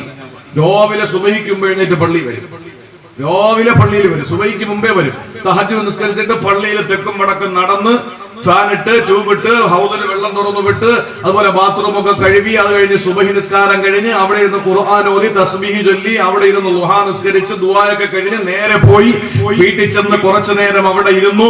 എന്നിട്ട് വീണ്ടും ളുഹറിന് മുമ്പ് പള്ളിയിൽ വന്നു. അവന് എല്ലാ തിങ്കളും വ്യാഴവും സുന്നത്ത് നോമ്പാണ്. അവന് ഖുർആൻ ആഴ്ചയിൽ ഒരു വട്ടം ഖത്തം തീർത്തിരിക്കും. എല്ലാ ദിവസവും ലക്ഷക്കണക്കിന് സ്വലാത്തുകൾ ചൊല്ലും. അവൻ ഒന്നിനും ഒരു കുറവില്ല, എല്ലാ കാര്യങ്ങളും പെർഫെക്റ്റ് ആണ്. പക്ഷെ വാ തുറന്ന ആളുകളെ പറ്റി പരദൂഷണം പറഞ്ഞുകൊണ്ടിരിക്കും. ഇവൻ ചെയ്തതിന് വല്ല കുറവുണ്ടോ? എന്തൊരു ഇബാദത്തായിരുന്നു. സുബ്ഹാനല്ലാഹ്, തൊപ്പി ഒന്നല്ല രണ്ടെണ്ണം തലയെ വെച്ചിരിക്കുന്നത്. ഇത്രയും വലിയ ഇബാദത്ത് കൂമ്പാരമായി ചെയ്യുന്നവൻ അള്ളാഹ്ക്ക് പൊരുത്തമില്ലാത്ത കാര്യം ചെയ്തപ്പോ എന്ത് ചെയ്തു? എനിക്ക് വേണ്ട അതിന്റെ അമല്, നീ എന്ത് ചെയ്തിട്ട് എന്താ? ഇനി വല്ലപ്പോൾ നിസ്കാരമൊക്കെ കൃത്യമായിട്ട് ഫർളൊക്കെ ഉണ്ട്, നോമ്പ് റമളാനൊക്കെ പിടിക്കുള്ളൂ, പക്ഷെ ചെയ്യുന്നത് കാതലാണ്. ആരും ഒന്നും പറയില്ല. പടച്ചവന്റെ തൃപ്തി കാംക്ഷിച്ചുകൊണ്ട് മര്യാദയ്ക്ക് വീട്ടിൽ പോയിരിക്കുന്നത്, അത് മതി. അതല്ല പൊരുത്തപ്പെട്ട അതും മതി. നിങ്ങൾക്കറിയണം, 60 വർഷം ഒരാൾ ഇബാദത്തെടുത്തു. 60 വർഷം. എങ്ങനെ ഇബാദത്തെടുത്തെന്നറിയോ? തഫ്സീറുകളിൽ ഈ സംഭവം കൊടുത്തിട്ടുണ്ട്. 60 വർഷം 6 പതിറ്റാണ്ടിരിക്കുന്ന 60 വയസ്സുകാരോട് ചോദിച്ചറിയാം, അറിയില്ല. 75 വയസ്സുകാരോട് ചോദിച്ചു നോക്കണം. കാരണം 15 വയസ്സ് വേണം നല്ല പക്വത വരണമെങ്കിൽ. മാങ്ങയും തേങ്ങയും തിരിച്ചറിയണമെങ്കിൽ 15 വയസ്സ് വരണം. ഈ 15 വയസ്സിന് ശേഷം പിന്നെ 60 വയസ്സ് കൂട്ടിയ ഇപ്പൊ 75 വയസ്സുള്ള ആളോട് ചോദിക്കുന്ന 60 വർഷം എന്ത് ചെയ്തു? ഈ മനുഷ്യ 60 വർഷം അല്ലാഹ്ക്ക് ഇബാദത്തെടുത്തു. എങ്ങനെ ഇബാദത്തെടുത്തു? പള്ളിയിൽ വന്നു, വീട്ടിൽ പോയി, ഓഡിറ്റോറിയത്തിൽ പോയി, അങ്ങനെ പോയിട്ടല്ല. ഒരു ചെറിയ ടെന്റ് കെട്ടിയിട്ട് അതിനകത്തിരുന്ന് വെളിയിലേക്ക് ഇറങ്ങിയിട്ടില്ല. ആരുമായിട്ട് ഒരു സമ്പർക്കം ഇല്ല, ഒരു കമ്മ്യൂണിക്കേഷൻ ഇല്ല, ആരുമായിട്ട് സംസാരമില്ല, ഒരു നോട്ടമില്ല, ഒരു വാക്കില്ല, ഒന്നുമില്ല. ഇയാൾ ആ ടെന്റിനകത്തിരുന്ന് 60 വർഷം ഇബാദത്തെടുത്തു. ഒരു ദിവസം ഈ മൂപ്പർക്ക് ഒരു ആഗ്രഹമുണ്ടായി. എന്താണെന്നറിയോ? ഒന്ന് പുറത്തേക്ക് ഇറങ്ങിയെങ്കിൽ കൊള്ളാം, ഒന്ന് പുറത്തേക്ക് ഇറങ്ങിയെങ്കിൽ കൊള്ളാം. തഫ്സീർ ഖാസിൽ ഈ സംഭവം കൊടുത്തിട്ടുണ്ട്. ഇയാൾ പുറത്തേക്ക് ഇറങ്ങാൻ തീരുമാനിച്ചു. പതുക്കെ വാതിലങ്ങ് തുറന്നപ്പോഴേക്കും നല്ല മരുഭൂമി, വിശാലമാണ്. പടച്ചവന്റെ കുതിരത്തല്ലേ, ഇതൊക്കെ ഒന്ന് കാണണ്ടേ. ഇയാള് കയ്യിൽ ഒരു റൊട്ടിയും കരുതിയിട്ട് പുറത്തേക്ക് ഇറങ്ങിയപ്പോ പടച്ചവന്റെ കുതിരത്ത് തന്നെ പ്രത്യക്ഷപ്പെട്ടു ഒരു സുന്ദരിയായ പെണ്ണ്. ഒരു സുന്ദരിയായ പെണ്ണ്. 60 വർഷം ആരും കാണാതെ ഒറ്റക്കിരുന്ന ഇബാദത്തെടുത്ത ഈ മനുഷ്യന്റെ സൽക്കർമ്മങ്ങളൊന്നും ഈ പെണ്ണിനെ കാണണ്ട എന്ന് തീരുമാനിക്കാൻ കഴിയുന്ന അത്രയും പെർഫെക്റ്റ് ആയിരുന്നില്ല. ഈ മനുഷ്യൻ ആ പെണ്ണിനെ കണ്ട മാത്രയിൽ അവളോടൊന്ന് മിണ്ടണമെന്ന് തോന്നി. അവളോട് മിണ്ടിയപ്പോ ഒന്ന് അടുക്കണമെന്ന് തോന്നി. അടുത്തപ്പോ ഒന്ന് ശാരീരികമായി ബന്ധപ്പെടണമെന്ന് തോന്നി. ചുരുക്കി പറഞ്ഞ വിഭജിച്ചു. 60 വർഷം ആരും കാണാതെ ഇബാദത്തെടുത്ത മനുഷ്യനാ പെണ്ണെന്ന് പറഞ്ഞപ്പോ ഒന്ന് വീട് പോയി. പെണ്ണ് ഭയങ്കര സംഭവം കേട്ടോ. അള്ളാഹു ആദരിച്ചിരിക്കട്ടെ. പെണ്ണ് വലിയ പ്രശ്നമാണ്. പടച്ചോൻ കാത്തിരക്ഷിക്കട്ടെ. ഈ പെണ്ണുങ്ങൾ എന്ന് പറയുന്ന വർഗമല്ല നമ്മൾ പറയുന്നത്, പെണ്ണിനോടുള്ള മനുഷ്യന്റെ ആസക്തി. അള്ളാഹു കാത്തിരക്ഷിക്കട്ടെ, പടച്ചോൻ കാത്തിരക്ഷിക്കട്ടെ. നമ്മളൊക്കെ അള്ളാഹു അതിൽ നിന്ന് കാക്കട്ടെ, പടച്ചോൻ കാത്തിരക്ഷിക്കട്ടെ. അത് എപ്പോഴും ദ്വാരുന്നോടെ കള്ളുകുടി, പലിശ, മറ്റ് അഴിമതി, ഇതൊന്നും പോലെയല്ല ഈ വൃത്തികെട്ടത്. ഈ നാട്ടക്കേസ് വലിയ നാട്ടം തന്നെയാണ്. അള്ളാഹു നമ്മളെ കാക്കട്ടെ. അതുകൊണ്ടാണല്ലോ പറഞ്ഞത്, പെണ്ണിന്റെ പിറകെ ഞൊണ്ടി നിന്നാൽ തെണ്ടി, മിണ്ടിക്കഴിഞ്ഞാലുണ്ട് കുണ്ടാമണ്ടി. മിണ്ടി കഴിഞ്ഞാൽ പോയി. അതുകൊണ്ട് ഈ പെൺകുട്ടിയെ കണ്ട മാത്രയിൽ തന്നെ എന്ത് സംഭവിച്ചു? ഇയാൾക്ക് ആഗ്രഹം തോന്നി, വിഭജിച്ചു.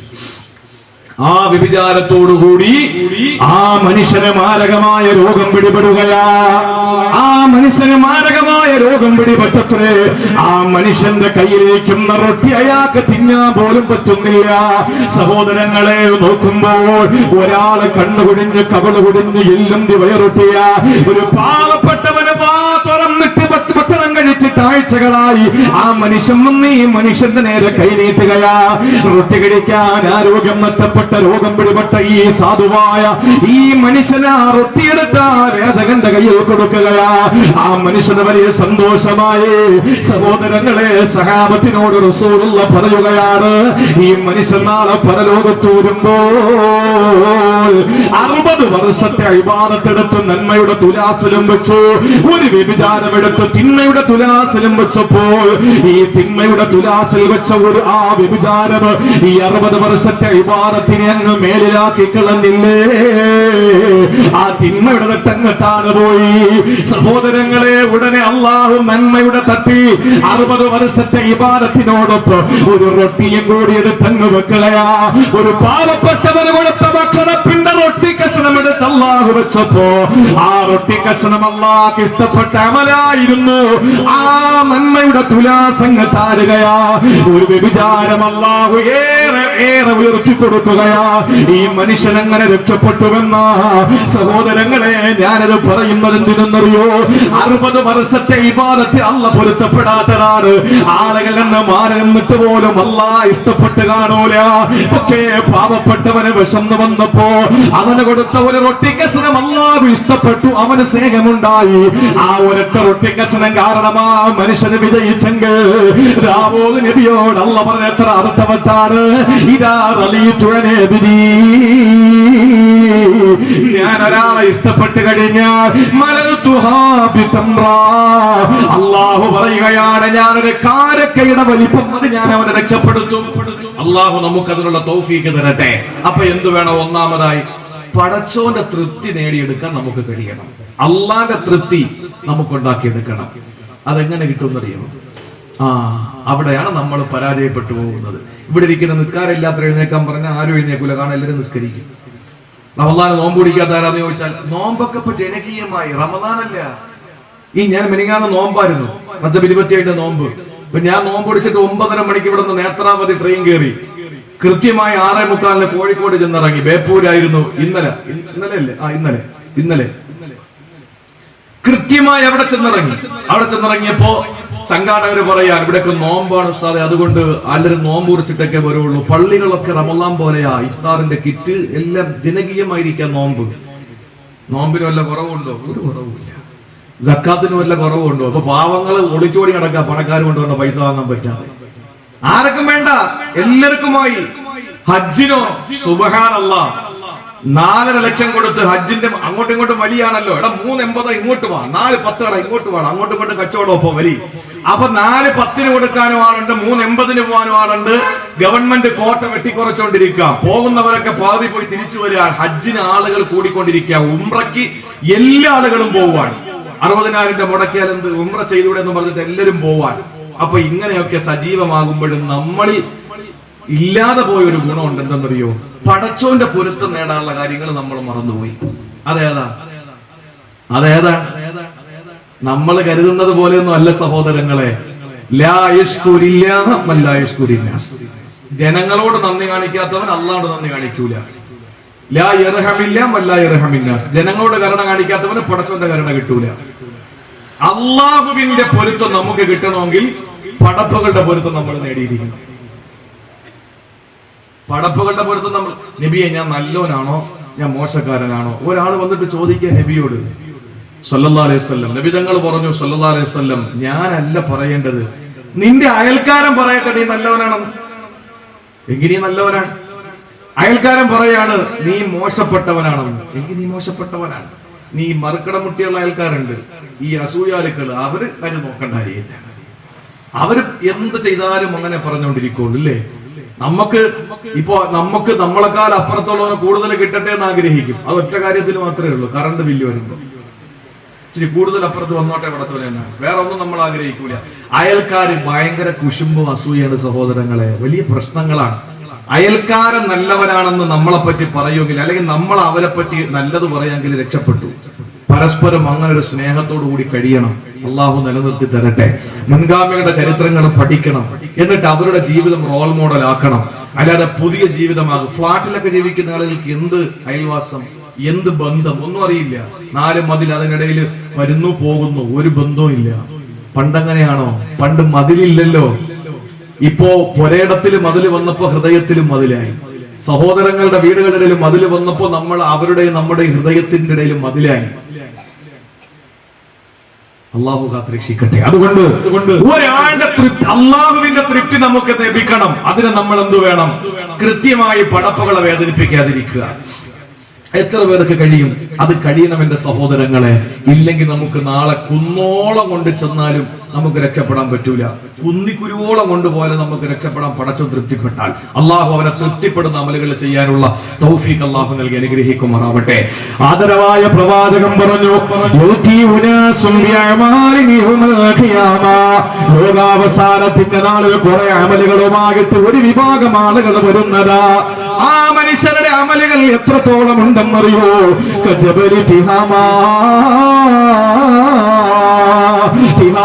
പർവ്വതത്തിന്റെ അളവോളം അമലുകളുമായിട്ട് വരികയാ. പക്ഷേ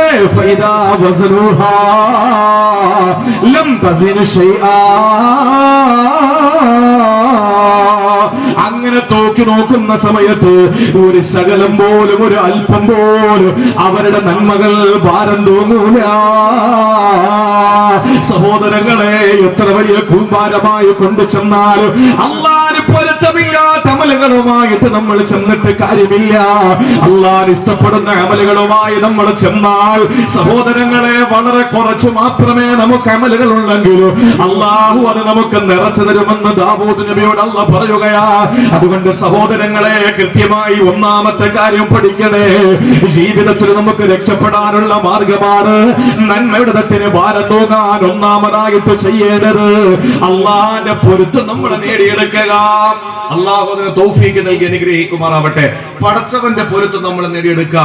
അള്ളാഹുവിന്റെ പൊരുത്തം നമ്മൾക്ക് കിട്ടണമെങ്കിൽ മാതാപിതാക്കളുടെ പൊരുത്തം നമ്മൾ നേടിയിരിക്കണം. ഇന്ന് വൃദ്ധസദനത്തിൽ കൊണ്ടുവന്ന് വാപ്പായ ഉമ്മായി ആക്കിയിട്ട് നമ്മൾ പള്ളിക്കകത്ത് വന്ന് കുനിഞ്ഞു നൂന്നിട്ട് മുട്ടിൽ തഴമ്പം വന്ന് നെറ്റിത്തടത്തില് പായയുടെ തഴമ്പം വന്നിട്ട് എന്നുള്ളതല്ലാതെ എന്ത് ഗുണവും നമുക്ക് അതുകൊണ്ടുണ്ടാവുക? പടച്ചോന്റെ പൊരുത്തം മാതാപിതാക്കളുടെ തൃപ്തിയിലാണ്. ആ തൃപ്തി നമുക്ക് കിട്ടുന്നില്ല. പിന്നെ എങ്ങനെ എന്റെ പ്രിയപ്പെട്ട സഹോദരങ്ങളെ, ഇന്നത്തെ അവസ്ഥ വളരെ മോശമാണ്. വല്ലാത്ത മോശമായ അവസ്ഥയിലേക്ക് കാലം എത്തിക്കൊണ്ടിരിക്കുകയാണ്. മക്കളെ നിഷ്കരണം കൊല്ലാനുള്ള മനസ്സുള്ളവർ, വാപ്പായെ അടിച്ചു കൊല്ലാനുള്ള മനസ്സുള്ളവർ, ഉമ്മായെ തല്ലിക്കൊല്ലാനുള്ള മനസ്സുള്ളവർ.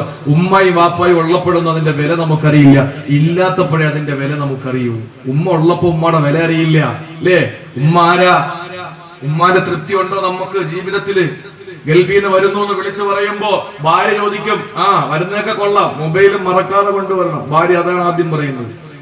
മക്കള് പറയും, എനിക്ക് കളിക്കാനുള്ള കളിക്കോപ്പുകൾ കൊണ്ടുവരണം, എനിക്ക് മുട്ടായി കൊണ്ടുവരണം, ചോക്ലേറ്റ് കൊണ്ടുവരണം. മക്കൾ പറയും, എനിക്ക് സ്കൂളിൽ 1 കവർ കൊടുക്കണം, മദ്രസയിൽ 1/2 കവർ കൊടുക്കണം എന്നൊക്കെ പറഞ്ഞ് ഇങ്ങനെ മക്കളും വാപ്പാട്ടെ കൊണ്ടുവരാൻ പറയും. സഹോദരങ്ങൾ ചോദിക്കും, നീ വരുമ്പോ നമുക്ക് ബിസിനസ് തുടങ്ങണം, എന്തെങ്കിലുമൊക്കെ കൊണ്ടുവരണം എന്ന് സഹോദരങ്ങളും പറയും. ആ കൂട്ടത്തില് വാപ്പ പറയുന്ന വാക്ക് എന്തെന്നറിയോ? നമ്മുടെ വാപ്പ പറയും, വരുന്നതൊക്കെ കൊള്ളാം, ഇവിടെ നിൽക്കാനാണോ ഉദ്ദേശം, അത് തിരിച്ചു പോകാനാണോ? അതാണ് വാപ്പ. എങ്കിലും അവിടെ നിന്ന് വരാൻ തീരുമാനിച്ചില്ല, അപ്പോഴും പറയണം തിരിച്ചു പോകണമെന്നാണ്. കാരണം വാപ്പ കഷ്ടപ്പെട്ടും മടുത്ത് നിൽക്കുകയാണ്. ആ കൂട്ടത്തിൽ ഉമ്മ പറയുന്ന വാക്ക് എന്താണെന്നറിയോ? മോൻ വരുമ്പോ എന്താ കഴിക്കാൻ ഉണ്ടാക്കി വെക്കേണ്ടത്? അതേ ഉമ്മ ചോദിക്കൂ. എനിക്ക് അത് കൊണ്ടുവരണം, ഇത് കൊണ്ടുവരണം, നീ തിരിച്ചു പോകുക, അതൊന്നും ഉമ്മക്ക് ചോദ്യമില്ല. മോൻ എന്താ കഴിക്കാൻ ഉണ്ടാക്കി വെക്കേണ്ടത് എന്ന് ചോദിക്കുന്ന ഉമ്മ. അവരുടെ പൊരുത്തം ഇല്ലാതെ സഹോദരങ്ങളെ, ഈ അടുത്ത സമയത്ത് നമ്മൾ കണ്ട ദാരുണമായ ഒരു സംഭവമല്ലേ മലപ്പുറം ജില്ലയിൽ ഞാൻ പേര് പറയുന്നില്ല, മലപ്പുറം ജില്ലയിൽ ഒരു പ്രൈവറ്റ് ബസ്സിൽ കയറിയ ഒരു പ്രായം ചെന്ന ഒരു ഉമ്മയോ ആ അമ്മയോട് അല്ലെങ്കിൽ മാതാവിനോട് കണ്ടക്ടർ വന്നിട്ട് എവിടെ ഇറങ്ങണമെന്ന് ചോദിക്കുമ്പോ ആ മാതാവിന് മറുപടി കൊടുക്കാൻ കഴിയുന്നില്ല. ആ മാതാവ് കയ്യിൽ മുറുക്കി പിടിച്ചിരുന്ന, മുട്ടിയിൽ മുറുക്കി പിടിച്ചിരുന്ന 2 പൊതി കണ്ടക്ടറുടെ കയ്യിൽ കൊടുത്തു. ഒന്ന് ഒരു 100 രൂപയുടെ നോട്ട്, മറ്റൊന്ന് ഒരു ചെറിയ വെള്ള പേപ്പർ. കണ്ടക്ടർ വെള്ള പേപ്പറിൽ നോക്കിയപ്പോൾ ഒരു സ്ഥലം പറഞ്ഞിട്ട് പറയാ, ആ സ്ഥലത്തെ വൃദ്ധസദനത്തിൽ ഇറക്കി വിട്ടേക്കുക. ഇതാണ് മക്കൾ. ഇതാണ് മക്കൾ. അവരുടെ നല്ല സമയത്തെ അവര് വേണ്ടാന്ന് വെച്ചിരുന്നെങ്കിൽ നിന്റെ ഈ സുന്ദരിയായ ബമ്പർ നോക്കി കിട്ടുമോ നിനക്ക്? അവര് വേണ്ടാന്ന് വെച്ചു. നിന്നെ ഗർഭിണിയായപ്പോ വേണ്ടാന്ന് പറഞ്ഞൊരു ഗുളിക കഴിച്ചു എങ്കിലോ നീ ഉണ്ടാവുമോ?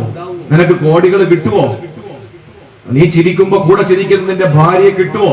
നിന്റെ പൊന്നുമക്കളെ കിട്ടുമോ? ഒന്നുമില്ലല്ലോ.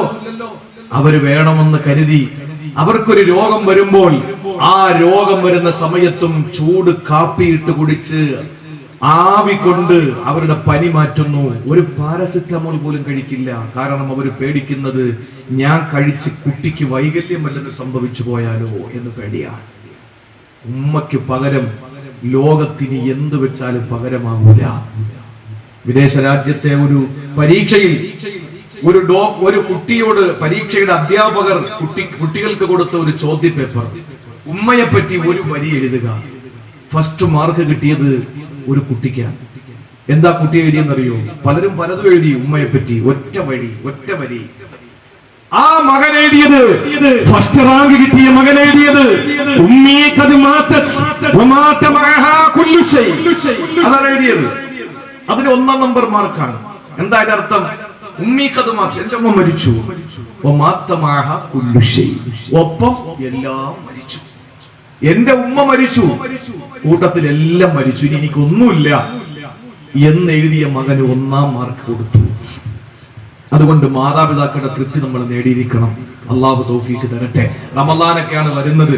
അവർക്ക് നല്ല ഡ്രസ്സ് എടുത്തു കൊടുത്ത് അവരെ സന്തോഷിപ്പിച്ച് നമ്മൾ അവരുടെ പൊരുത്തം നേടിയാൽ പടച്ചോന്റെ പൊരുത്തം അറിയാതെ പോന്നോളും.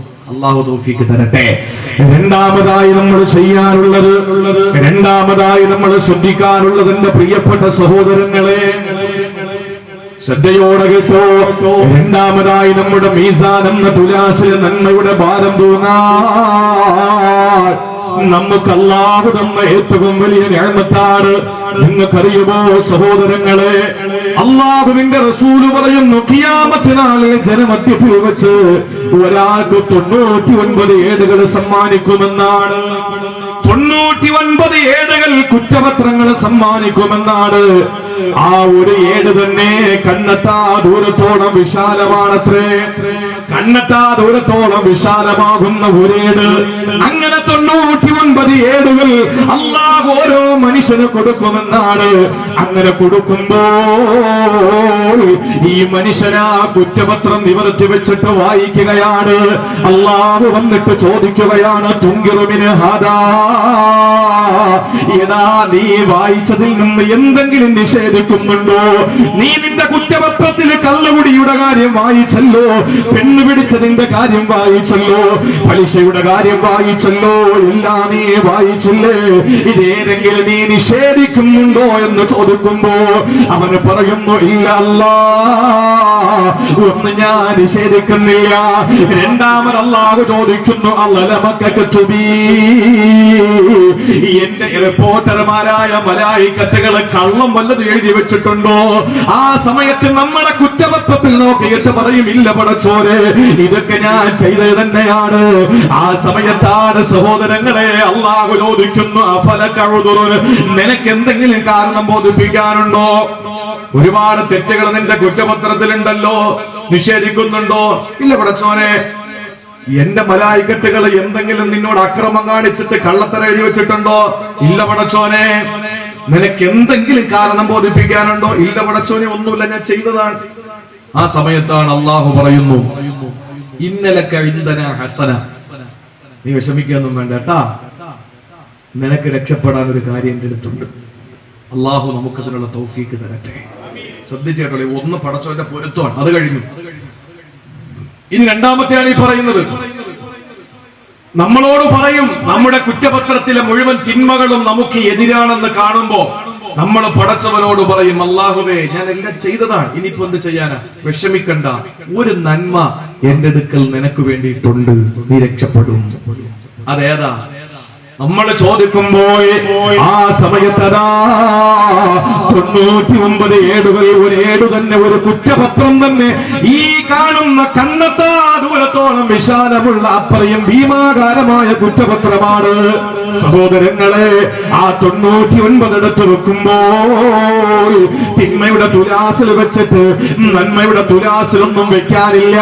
അല്ലാഹു ഒരു ചെറിയ പേപ്പർ എടുത്തു വെക്കുകയാണ്, ഒരു ചെറിയ പേപ്പർ എടുത്തു വെക്കുകയാണ്. ആ സമയത്തോ ഇത് ഇമാം തുർമുദി റിപ്പോർട്ട് ചെയ്ത ഹദീസാണ്, സഹീഹായ ഹദീസാണ്. ഈ പറയുന്നത് സിഹാഖു സിത്തയുടെ ഇമാമിങ്ങളിൽ ഇമാം തുർമുദി റഹിമഹുല്ലാഹ് രേഖപ്പെടുത്തിയ ഹദീസാ പറയുന്നത്. ആ മീസാന്റെ നന്മയുടെ തുലാസിൽ അല്ലാഹു തആല നന്മയുടെ തുലാസിൽ ഒരു ചെറിയ പേപ്പർ എടുത്തു വെക്കുകയാ.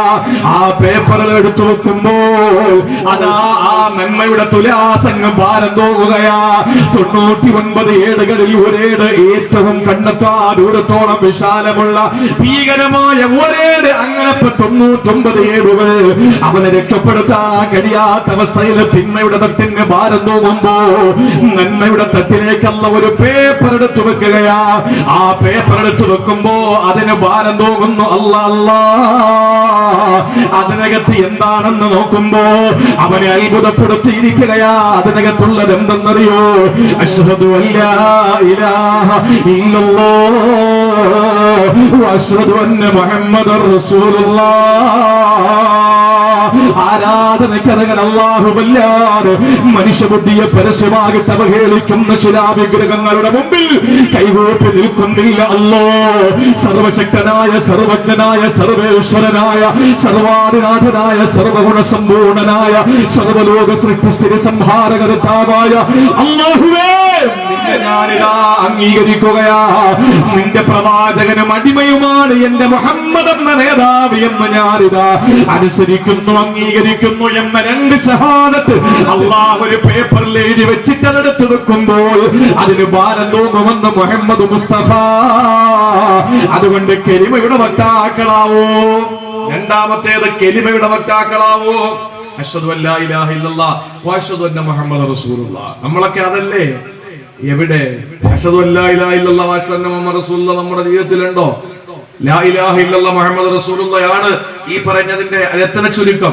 ഈ ലാ ഇലാഹ ഇല്ലല്ലാഹ് മുഹമ്മദ് റസൂലുള്ളാഹ് നമ്മുടെ ജീവിതത്തിലുണ്ടോ? ലാ ഇലാഹ ഇല്ലല്ലാഹ് എത്ര അക്ഷരമാണ്? എത്ര അക്ഷരമാണ്?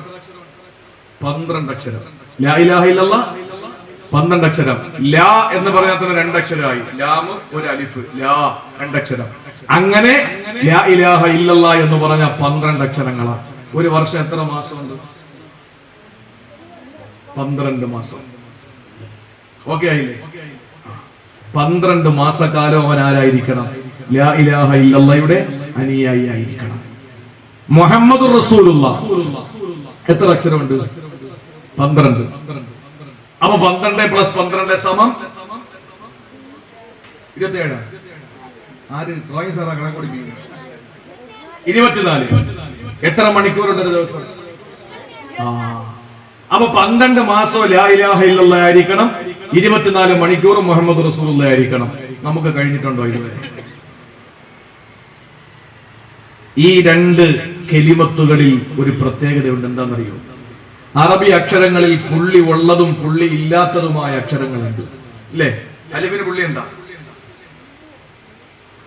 പുള്ളി ഉള്ളതും ഇല്ലാത്തതുമായ അക്ഷരങ്ങളില്ലേ? അലിഫിന് പുള്ളിയില്ല, ബായിന് പുള്ളിയുണ്ട്, തായിന് പുള്ളിയുണ്ട്, സായിന് പുള്ളിയുണ്ട്, ജീമിന് പുള്ളിയുണ്ട്, ഹായിന് പുള്ളിയില്ല, ഖായിന് പുള്ളിയുണ്ട്. ദാലിന് പുള്ളിയില്ല, ദാലിന് പുള്ളിയുണ്ട്, റായിന് പുള്ളിയില്ല, സായിക്ക് പുള്ളിയുണ്ട്, സീനിന് പുള്ളിയില്ല, ഷീനിന് പുള്ളിയുണ്ട്, സ്വാദിന് പുള്ളിയില്ല, ലാദിന് പുള്ളിയുണ്ട്, ത്വായിന് പുള്ളിയില്ല, ലായിന് പുള്ളിയുണ്ട്, ഐനിന് പുള്ളിയില്ല, ഗൈനിന് പുള്ളിയുണ്ട്, ഫായിനും ഖാഫിനും പുള്ളിയുണ്ട്, കാഫിനും ലാമിനും മീമിനും പുള്ളിയില്ല, നൂനിന് പുള്ളിയുണ്ട്, വാവിന് ഹായിനും പുള്ളിയില്ല, യാഇനടിയിൽ 2 പുള്ളിയുണ്ട്. പുള്ളി ഉള്ളതും ഇല്ലാത്തതുമായ അക്ഷരങ്ങൾ അറബി അക്ഷരങ്ങൾ. പക്ഷെ ഈ 2 കലിമത്തുകളിൽ പുള്ളിയേ ഇല്ല. ലാ ഇലാഹ ഇല്ലല്ലാഹു മുഹമ്മദുർ റസൂലുള്ളാഹ് പുള്ളിയില്ല. ഇത്രയും നീണ്ട വിശാലമായ 2 വാചകങ്ങളിൽ പുള്ളിയില്ലാത്ത അറബി ഗ്രാമറിൽ ഈ 2 വാചകം അല്ലാതെ വേറെ ഒന്നിനുമില്ല. ഉണ്ടോ? നിങ്ങൾ പറയും, വേറെ ഏതിനാ പുള്ളിയില്ലാത്ത ഇത്ര നീളമുള്ള 2 എണ്ണം ഉള്ളത്? ഇർഷാദ് ഉസ്താദേ ഉണ്ടെങ്കിൽ നാളെ വിളിച്ച് പറയണേ. ഇല്ല. എന്താ ഇതിന്റെ അർത്ഥം? ലാ ഇലാഹ ഇല്ലല്ലാഹ് മുഹമ്മദ് റസൂലുള്ളാഹിൽ വിശ്വസിക്കുന്ന ഒരു മുഅ്മിൻ 12 മാസക്കാലം 24 മണിക്കൂറും അവന്റെ ഹൃദയത്തിൽ കാപട്യത്തിന്റെ പുള്ളി വരാൻ പാടില്ല. കാപട്യത്തിന്റെ പുള്ളി വരാൻ പാടില്ല. ഒരാളെ മുഖത്ത് നോക്കി ചിരിച്ചാൽ ഉള്ളിൽ മറ്റേ മോനെ എന്നും പറഞ്ഞിട്ട് ചിരിക്കരുത്. ഒരിക്കലും അത് കാപട്യത്തിന്റെ ചിരിയാകരുത്. ഉള്ളു തുറന്ന് ചിരിക്കണം. ഉള്ളു തുറന്ന് ചിരിക്കാൻ നമുക്ക് കഴിയണം. അത് എത്ര പേർക്ക് കഴിയുന്നുണ്ട് സഹോദരങ്ങളെ? കാണുമ്പോ ആളെ നീ ഭയങ്കര സെറ്റപ്പാണ്, നീയാണ് ലോകത്തെ ഏറ്റവും നമ്മളങ്ങോട്ട് പോകുമ്പോ അവനാ. ഇതല്ലേ മനുഷ്യര്, ഇതല്ലേ മനുഷ്യര്. പറ്റില്ല, കാപട്യം വരാൻ പാടില്ല. ഉള്ളു തുറന്ന് നമ്മളൊന്ന് സ്നേഹിക്കണം. എല്ലാവരെ പറ്റി നല്ലത് നമ്മൾ ചിന്തിക്കും. ഒരാൾ മോശക്കാരനാണെന്ന് നമ്മൾ ചിന്തിക്കരുത്. എല്ലാവരും നല്ലവരാണ്, എന്നെക്കാൾ നല്ലവരാണ് എന്ന് ചിന്തിക്കണം. മഹാനായ ഉമർ ഫാറൂഖ് റളിയല്ലാഹു അൻഹു പറഞ്ഞത് എന്താണ്? എല്ലാവരും സ്വർഗ്ഗത്തിൽ കയറി അവസാന സ്വർഗ്ഗത്തിൽ കയറുന്ന ആള് ഞാനാവുമെന്നാണ്. എല്ലാവരും നരകത്തിൽ നിന്ന് രക്ഷപ്പെട്ടു, അവസാനം രക്ഷപ്പെടുന്നയാള് ഞാനാകുമെന്നാണ് എന്റെ വിശ്വാസം. നമുക്ക് അങ്ങനെ ഉണ്ട്. നമ്മൾ പറയുന്ന അള്ളാണ് ആദ്യം സ്വർഗ്ഗത്തിൽ പോകുന്ന ഞാനായിരിക്കും, പിന്നെ എല്ലാവരും പോകും എന്ന് നമ്മൾ പറയുന്നത്. നമ്മളെ നരകം കാണുക പോലും ഇല്ലെന്നാ ചിലർ ചിന്തിക്കുന്നത്. അള്ളാഹു ആകട്ടെ, അവിടെ ചെല്ലുമ്പോ കാണാം ഇപ്പൊ കുതിരപ്പുറത്താണോ കഴുതപ്പുറത്താണോ എന്ന് ഒന്നും അറിയുന്നില്ല. കാരണം പൊടി പടലങ്ങളാണ്. പൊടിയൊന്ന് അടങ്ങട്ടെ, അപ്പൊ അറിയാം കുതിരപ്പുറത്തായിരുന്നോ കഴുതപ്പുറത്താണോ തായിരുന്നെന്ന്. ലോകം ഒന്ന് അവസാനിക്കട്ടെ, അപ്പൊ അറിയാം ആരാ ശരിയാണെന്ന്. അതുകൊണ്ട് സഹോദരങ്ങളെ, നമ്മുടെ ഹൃദയത്തിൽ ആരോടും കാപട്യം വേണ്ട. ലാ ഇലാഹ ഇല്ലല്ലാഹ് മുഹമ്മദ് റസൂലുള്ളാഹിയുടെ വക്താവായാൽ ആ ഒരൊറ്റ പേപ്പർ മതി. എത്ര കുറ്റപത്രം തന്നാലും പെട്ടെന്ന് നമുക്ക് നന്മയുടെ തട്ടിന് ഭാരം തൂങ്ങും. അള്ളാഹു തൗഫീഖ് തരട്ടെ. ഒരു ദിവസം മൂസാ നബി അള്ളാഹിനോട് ചോദിച്ചു. എന്താ ചോദിച്ചെന്നറിയോ? അള്ളാഹുവേ, പടച്ചോനെ, എനിക്ക് വലിയൊരു ആഗ്രഹമുണ്ട്. എന്താ? മൂസാ നബിക്ക് ഒരു പ്രത്യേകത ഉണ്ട്. എന്താണെന്നറിയോ? എത്രയെങ്കിലും അവസരം കിട്ടിയാലും മുതലെടുക്കും. അതാണ് മൂസാ നബി. മുതലെടുപ്പിന്റെ ആശാന. എന്ത് മുതലെടുപ്പാ? അള്ളാഹിനോട് സംസാരിക്കാൻ എന്തെങ്കിലും അവസരം കിട്ടിയാൽ വിടൂല. ഒരു ദിവസം പടച്ചോൻ ചോദിച്ചു, മൂസ, നിന്റെ കയ്യിരിക്കുന്ന എന്താന്ന് ചോദിച്ചു. ഇത്ര ചോദിച്ചുള്ളൂ. മൂസാ നബിയുടെ കയ്യിലൊരു വടി ഉണ്ടായിരുന്നു. അപ്പൊ മൊയ്സത്ത് കാണിച്ചു കൊടുക്കാൻ വേണ്ടിട്ടാ. ഈ മൂസാ നബിയുടെ മൊയ്സത്തുകളിൽ ഒന്നെന്താണ്? കയ്യിരിക്കുന്ന വടി നിലത്തിടുമ്പോ അത് പാമ്പാവും, പിടിക്കുമ്പോ വടിയാവും. അതാണ് മൂസാ നബിയുടെ ഒരു മൊയ്സത്ത്. അതാണ് മൊയ്സത്ത്. അപ്പൊ ഇത് കാണിച്ചു കൊടുക്കാൻ വേണ്ടി മൂസ, നിന്റെ കയ്യിരിക്കുന്നത് എന്താ? അത് വടി. പടച്ചോനെ, എന്താ? നിലത്തിടുമ്പോ പാമ്പായി കാണിച്ചു കൊടുക്കും. ഇതിനെ അള്ളാഹ് ചോദിച്ചത്, നിന്റെ കയ്യിരിക്കുന്ന എന്താ മൂസ എന്ന് ചോദിച്ചു. അതോടുകൂടി തീർന്നു. മൂസാ നബി പറയാൻ തുടങ്ങി, ഇതെന്റെ വടിയാണ് പടച്ചോനെ. ഞാൻ ഇതുകൊണ്ട് വിറകൊടിക്കും, ഞാൻ ഇതുകൊണ്ട് ആടിനെ തീറ്റ പറിക്കും, ഞാൻ ഇതുകൊണ്ട് മുന്നിലൂടെ തെളിച്ച് നടക്കും, ഞാൻ ഈ വടി ഊന്നിയിട്ടാണ് ചിലപ്പോഴൊക്കെ ചാരി നിൽക്കാറുള്ളത് എന്നും പറഞ്ഞ് അങ്ങോട്ട് വാചാലാകാൻ തുടങ്ങി. ഇതാണ് മൂസാ നബി. ഒരു ദിവസം പടച്ചവനോട് ചോദിച്ചു, അല്ലാഹുവേ, പടച്ചവനെ, അല്ലാഹുവേ, നീ എന്നെ രക്ഷപ്പെടുത്തിയല്ലോ. ഫിർഔനെയും കൂട്ടരെയും നീ ചെങ്കടലിൽ മുക്കിയിട്ട് എന്നെയും എന്റെ കൂട്ടരെയും നീ രക്ഷപ്പെടുത്തിയല്ലോ. പടച്ചവനെ, അതിന് പകരമായി ഞാൻ നന്ദിയായി എന്ത് പറയട്ടെ അല്ലാ? ഞാൻ എന്താണ് എന്നോട് പറയേണ്ടത് പടച്ചവരെ? ഒരു നന്ദിയായിട്ട് ഞാൻ എന്തെങ്കിലും ഒന്ന് പറയണ്ടേ അല്ലാ? ആ സമയത്ത് അല്ല പറഞ്ഞു, ഖുൽ ലാ ഇലാഹ ഇല്ലല്ലാഹ്. മൂസാ നബിയെ, നിങ്ങൾ പറയുക, ലാ ഇലാഹ ഇല്ലല്ലാഹ്. ഇത് പറഞ്ഞപ്പോ മൂസാ നബി പറഞ്ഞു, പടച്ചോനെ, എന്നെ കളിയാക്കുകയാണ് നീ. അത് ഞാൻ പറഞ്ഞോളാം, വേറെന്തെങ്കിലും പറയാം, എന്തെങ്കിലും ഞാൻ ചെയ്യട്ടെ, എനിക്ക് ആഗ്രഹമുണ്ടല്ലോ ചോദിച്ചത്. അല്ല പറഞ്ഞു, മൂസാ നബിയെ, ലൗ വളഅതഹു സബഅ സമാവാതിൻ വഅർളീന ഫീ കഫത്തിൽ മീസാൻ. ഈ പറയുന്ന 7 ആകാശം 7 ഭൂമിയും തുലാസിന്റെ ഒരു തട്ടിലും വെച്ച് ഈ ലാ ഇലാഹ ഇല്ലല്ലാഹ് മറ്റേ തട്ടിലും വെച്ചാൽ അതിനാണ് ഭാരം മൂസാ നബിയെ. അത് ചില്ലറ കാര്യമൊന്നുമല്ല. അതുകൊണ്ട് അത് പറഞ്ഞാൽ മതി, എനിക്ക് തൃപ്തിയാവും. സഹോദരങ്ങളെ, ഭീകരമാണ് ലാ ഇലാഹ ഇല്ലല്ലാഹ്. അത് എല്ലാവർക്കും പറയാൻ കഴിയണമെന്നില്ല. അല്ലാഹ് ഇഷ്ടപ്പെട്ടവർക്ക് അത് പറയാൻ കഴിയൂ. ലാ ഇലാഹ ഇല്ലല്ലാഹ് അത് പറയാൻ കഴിയുന്നത് ഭാഗ്യവാന്മാരാ. അവരെ പറ്റി അല്ലാഹ് പറഞ്ഞു, നിങ്ങളാണ് ഏറ്റവും പരമോന്നതരം അല്ലാഹുവിന്റെ പരിശുദ്ധ കലാം. ലാ ഇലാഹ ഇല്ലല്ലാഹ് എല്ലാവർക്കും പറയാൻ കഴിയില്ല. ലാ ഇലാഹ ഇല്ലല്ലാഹ് എന്ന് പറയാൻ അല്ലാഹ് തിരഞ്ഞെടുത്തവർക്കേ കഴിയൂ. നമ്മളൊക്കെ ആ ഭാഗ്യവാന്മാരല്ലേ? അല്ലാഹ് നിലനിർത്തി തരട്ടെ. മരിക്കുന്നത് വരെ അതിന്റെ വക്താക്കളാകണം. കാപട്യത്തിന്റെ പുള്ളി വരാൻ പാടില്ല. എല്ലാവരോടും നല്ല സ്നേഹത്തോടെ. ഇപ്പൊ ഈ അടുത്ത സമയത്ത് ഒരു കൂട്ടം ആളുകൾ അവര് കൂടുതൽ ദിക്ർ ചൊല്ലുന്നു എന്ന് പറഞ്ഞു. അങ്ങനെ ദിക്ർ ചൊല്ലുന്നു എന്ന് പറഞ്ഞ് ഉലമാക്കളൊക്കെ അവരുടെ കാര്യത്തിൽ സംശയത്തോടെ നോക്കിക്കണ്ടു. അത്ര അങ്ങോട്ട് അവരെ അക്സെപ്റ്റ് ചെയ്യാൻ കഴിയാത്ത അവസ്ഥയിൽ ചില ശരീഅത്തിന്റെ വിഷയങ്ങളിലുള്ള ചില ദുർബലതകൾ അവരിൽ നിന്ന് കാണാനിടയായപ്പോൾ അവരെ തൽക്കാലം ഒന്ന് മാറ്റി നിർത്തി. അപ്പൊ അവര് ചോദിച്ചു, ഞങ്ങൾ ലാ ഇലാഹ ഇല്ലല്ലാഹ് അല്ലേ ചെല്ലുന്നതെന്ന് ചോദിച്ചു. അപ്പോ ഏറ്റവും അനുയോജ്യമായ രീതിയിൽ ഒരു പണ്ഡിതൻ അദ്ദേഹത്തോട് ചോദിച്ചത്, നിങ്ങൾ ഈ ലാ ഇലാഹ ഇല്ലല്ലാഹ് ചൊല്ലും തോറും മറ്റുള്ളവരോട് വെറുപ്പ് നിങ്ങൾക്ക് തോന്നുന്നില്ലേ എന്ന് ചോദിച്ചു. നിങ്ങളുടെ ഈ കൂട്ടത്തിലുള്ള ആളുകളോട് മാത്രമല്ല നിങ്ങൾക്ക് സ്നേഹമുള്ളൂ, അല്ലാത്തവരൊക്കെ മോശക്കാരാന്നൊരു ചിന്ത നിങ്ങൾക്ക് വരുന്നില്ലേ എന്ന് ചോദിച്ചു. അത് വരുന്നുണ്ട്. ആ ലാ ഇലാഹ ഇല്ലല്ലാഹ് ശരിയാവൂല, അത് ശരിയാവൂല. ഞാൻ ലാ ഇലാഹ ഇല്ലല്ലാഹ് എന്ന് പറഞ്ഞാൽ എന്റെ ഹൃദയം അങ്ങോട്ട് വിശാലമാകണം, എല്ലാരും ഉൾക്കൊള്ളാൻ കഴിയണം. അതിൽ കമ്മ്യൂണിസ്റ്റുകാരുണ്ടാവും, കോൺഗ്രസ്സുകാരുണ്ടാവും, ലീഗുകാരുണ്ടാവും, എല്ലാ പാർട്ടിക്കാരും ഉണ്ടോ, എല്ലാരും അവര് വോട്ടിട്ടോട്ടെ, നിങ്ങളെ പാർട്ടി പോയി വോട്ടിടി. ഒരു കാര്യം ഞാൻ പറയാം, തെരഞ്ഞെടുപ്പ് വരും, ഒരാൾ ജയിക്കും ഒരാൾ തോക്കും. എന്തായാലും 20 MP വരൂ. എല്ലാവർക്കും പ്രഗത്ഭരാണെന്ന് പറഞ്ഞിട്ട് 40 MP അയക്കാൻ പറ്റൂല, 20 MP അയക്കാൻ പറ്റുള്ളൂ. അപ്പൊ ഒരാൾ ജയിക്കും ഒരാൾ തോക്കും. തോറ്റ ആൾ അടുത്ത വർഷം ജയിക്കും, ചിലപ്പോൾ ജയിച്ച ആളിന് അടുത്ത വർഷം ജയിക്കും. പക്ഷെ നമ്മൾ കൊച്ചാപ്പായി മാമായും അളിയനും മച്ചമ്പിയൊക്കെയാണ് നാളെ കാണേണ്ടവരാണ്. തെരഞ്ഞെടുപ്പിന്റെ പേരിൽ നമ്മൾ ആരും അങ്ങോട്ടും ഇങ്ങോട്ടും എന്ത് ചെയ്യാൻ പാടില്ല, പരസ്പരം വാക്ക് തർക്കത്തിലും പരസ്പരം പിണക്കത്തിലും ഉണ്ടാകാൻ പാടില്ല. ജയിച്ചോര് ജയിക്കും, തോറ്റോര് തോക്കും. ക്രിക്കറ്റ് കളി നമ്മൾ കണ്ടിട്ടില്ലേ, ഇവിടെ നിന്നൊരു അറ്റാടി സിക്സ് അല്ലേ, അതിന് 1 ലക്ഷം രൂപ നമ്മൾ ഇവിടെ നിന്ന് കൈയടിച്ചു കൊടുക്കും. ആ 1 ലക്ഷം കൊണ്ട് വീട്ടിൽ പോകും. നമുക്ക് കറണ്ട് ചാർജ് മിച്ചം, ഒരുത്തനെ എറിഞ്ഞ് ഔട്ടാക്കി. അപ്പൊ ഇവന് 3 ലക്ഷം രൂപ. നമ്മൾ ഇവിടെ ഇരുന്നുണ്ട് ഒരു വിളി. അപ്പൊ അവന് കിട്ടുന്ന 3 ലക്ഷം രൂപ, നമുക്കോ ഈ എനർജി പോയി എത്ര തന്നെ എന്ന് പറഞ്ഞതുപോലെ സഹോദരങ്ങളെ, നമ്മുടെ രാജ്യത്തിൽ ജനാധിപത്യ രീതിയിൽ തിരഞ്ഞെടുപ്പ് നടക്കുമ്പോൾ ജനാധിപത്യ മതേതരത്വ നിലയിൽ ഒരു സംവിധാനം വരണം. അത് കൃത്യമായി എല്ലാ മതങ്ങൾക്കും, ഹിന്ദു, ക്രിസ്ത്യൻ, അതുപോലെ ഇസ്ലാം മതവിശ്വാസികൾക്ക് പറ്റുന്ന രീതിയിൽ അവരുടെ മതവും അനുഷ്ഠാനങ്ങളും ആചരിക്കാനും പ്രവർത്തിക്കാനും പ്രചരിപ്പിക്കാനും പ്രബോധനം ചെയ്യാനും പ്രവർത്തിക്കാനും ഒക്കെ കഴിയുന്ന രീതിയിലുള്ള ഒരു സംവിധാനം, ഒരു ഗവൺമെന്റ് വരണം. അതിനുവേണ്ടി എല്ലാവരും അതിനുവേണ്ടി വോട്ടിടണം. പക്ഷെ നമ്മൾ ഒരിക്കലും പരസ്പരം പിണങ്ങി നിൽക്കാൻ പാടില്ല.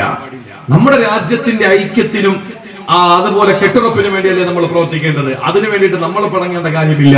അതുകൊണ്ട് ഹൃദയത്തിൽ കാപട്യത്തിന്റെ പുള്ളി വരാൻ പാടില്ല. ഇത് രണ്ടാമത്തെ കാര്യമാണ്. ഇനി മൂന്നാമത് ശ്രദ്ധിച്ചോളെ, ഞാൻ 2 സൂറത്ത് പറഞ്ഞുതരാം. 2 ഒന്ന് പടച്ചോന്റെ പൊരുത്തം, മറ്റൊന്ന് ലാ ഇലാഹ ഇല്ലല്ലാഹ് മുഹമ്മദ് റസൂലുള്ളാഹ്. മറക്കരുത്. ഇനി മൂന്നാമത് 2 സൂറത്ത് ഞാൻ പറഞ്ഞു തരാം. ആദരവായ പ്രവാചകൻ നബി മുഹമ്മദ് മുസ്തഫ സല്ലല്ലാഹു അലൈഹി വസല്ലമ തങ്ങൾ പറയുകയാണ്, അല്ലാഹുവിന്റെ ഹബീബ് പറയുകയാണ്, ഇസ്തഗ്ഫിറൂ മിനൽ മുഅവ്വദതൈൻ, നിങ്ങൾ മുഅവ്വദതൈനി അധികരിപ്പിക്കുക. ഏതാണ് മുഅവ്വദതൈനി എന്നറിയോ? റസൂലുള്ളാഹ് പറയുകയാ, യുനവ്വിറാനിൽ ഖബറ, ഈ മുഅവ്വദതൈനി പതിവാക്കിയ ഖബറിൽ പ്രകാശമുണ്ടാകുന്നതാണ്. നാളെ ഖബറിലേക്ക് എന്നെയും നിങ്ങളെയും കൊണ്ടുവെക്കുമ്പോൾ ആ ഖബർ പ്രകാശിക്കുന്നതാണ്. അതിനെന്ത് വേണം സഹോദരങ്ങളെ? കൃത്യമായി നമ്മളെ മുഅവ്വദതൈനി ഓതുക. ഖബർ വെളിച്ചമാകുമെന്ന് മാത്രമല്ല, പിശാചിനെ ആട്ടി ഓടിക്കുന്ന 2 സൂറകളാണ്. നമ്മുടെ നന്മകളെ വർദ്ധിപ്പിക്കേണ്ട 2 സൂറകളാണ്. നന്മകൾ എങ്ങനെ ഏറിയേറി വരും. മാത്രമല്ല,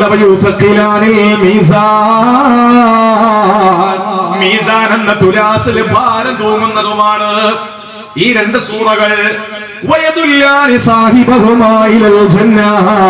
സ്വർഗത്തിലേക്ക് ഈ 2 സൂറകൾ അവനെ ഓതിയവനെ കൊണ്ടുപോവുകയും ചെയ്യുന്നതാണ്. അതുകൊണ്ട് ഈ 2 സൂറത്തുകൾ പതിവാക്കണേ. മുഅവ്വദതൈനി എന്ന 2 സൂറകൾ ഏതാണ്? കാവൽ തേടപ്പെടുന്ന 2 സൂറകൾ എന്നാണ് അർത്ഥം. ആ 2 സൂറ ഏതാ? സൂറത്തുൽ ഫലക്കും സൂറത്തുൻ നാസും. ഖുൽ അഊദു ബിറബ്ബിൽ ഫലക്കും ഖുൽ അഊദു ബിറബ്ബിൻ നാസും. എന്റെ പ്രിയപ്പെട്ടവരെ, നമ്മൾ ഓതണം. കൃത്യമായി നമ്മൾ പതിവാക്കേണ്ട 2 സൂറകളാ. അത് ഖബറിൽ പ്രകാശം ഉണ്ടാകും, മീസാനിൽ ഭാരം തൂങ്ങും, ശൈത്താനെ ആട്ടി ഓടിക്കും, നന്മകൾ വർദ്ധിച്ചുകൊണ്ടേയിരിക്കും. അതുപോലെ തന്നെ നാളെ സ്വർഗത്തിൽ വരെ നമ്മളെ ഈ 2 സൂറ കൊണ്ടുപോകും. അള്ളാഹു അതിനുള്ള ഭാഗ്യം തരട്ടെ. സൂറത്തുൽ ഫലക്കും സൂറത്തുൻ നാസും 2 ഏറ്റവും ചെറിയ, ഏറ്റവും അവസാനത്തെ 2 സൂറകളാ. അത് നമ്മൾ കൃത്യമായി പഠിക്കണം. അള്ളാഹു തൗഫീഖ് നൽകി അനുഗ്രഹിക്കുമാറാവട്ടെ. ഈ 2 സൂറകൾ പതിവാക്കിക്കോളി. നമുക്ക് മീസാനിൽ ഭാരം തൂങ്ങാൻ പറ്റുന്ന 2 അമലുകളാണ്.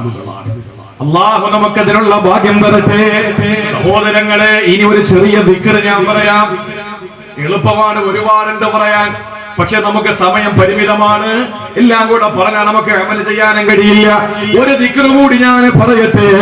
അല്ലാഹുവിന്റെ റസൂൽ പറയുകയാണ്, അൽഹംദുലില്ലാഹ് തംലഉൽ മീസാൻ. അൽഹംദുലില്ലാഹ് തംലഉൽ മീസാൻ. അൽഹംദുലില്ലാഹ് എന്ന് പറയുന്ന ദിക്ർ അത് മീസാനിലെ ഭാരം തൂങ്ങുന്നതാണ്. മീസാനിലെ ഭാരം തൂങ്ങുന്നതാണ്. എന്റെ പ്രിയപ്പെട്ട സഹോദരങ്ങളെ, മീസാനിലെ ഭാരം തൂങ്ങുന്ന ഒരു ചെറിയ ദിക്ർ അൽഹംദുലില്ലാഹ്. നമ്മുടെ ജീവിതത്തിൽ അൽഹംദുലില്ലാഹ് എപ്പോഴും നമ്മൾ പറയേണ്ടതല്ലേ? ഏതിന്റെയും പര്യവസാനം ഒരു ഗ്ലാസ് വെള്ളം കുടിച്ചു, നമ്മൾ എന്ത് പറയണം? അൽഹംദുലില്ലാഹ്. അൽഹംദുലില്ലാഹ്. നിന്ന് കുടിക്കേണ്ടി വന്നാൽ ഇആനത്തു താലിബിൻ അടക്കമുള്ള ഗ്രന്ഥങ്ങളിൽ കൊടുത്തിട്ടുണ്ട് മഹാരഥന്മാർ, 2 കാലിന്റെ തള്ളവിരലുകൾ അനക്കിക്കൊണ്ട് കുടിച്ചാൽ മതി എന്നാണ്. നിന്ന് കുടിക്കേണ്ട സാഹചര്യം ഉണ്ടായിപ്പോയാൽ, നിന്ന് വെള്ളം കുടിക്കുന്നവന് ഷിഫ ഇല്ലാത്ത രോഗം അല്ലാഹു തആല കൊടുക്കുമെന്നാണ് ഹദീസ്. ഷിഫ ഇല്ലാത്ത രോഗം അല്ലാഹു കൊടുക്കും, ശമന ഇല്ലാത്ത രോഗം അല്ലാഹു കൊടുക്കും. പക്ഷെ നിന്ന് കുടിക്കേണ്ട ഒരു സാഹചര്യം ഉണ്ടായിപ്പോയാൽ എന്റെ സഹോദരങ്ങളെ, കാലിന്റെ 2 പെരുവിരലുകൾ അനക്കിക്കൊണ്ട് വെള്ളം കുടിക്കണമെന്നാണ് കിതാബുകളിൽ കൊടുത്തിരിക്കുന്നത്. ഇല്ലെങ്കിൽ ഒരു സ്വലാത്ത് ചൊല്ലിക്കൊണ്ട് കുടിക്കണമെന്നാണ്.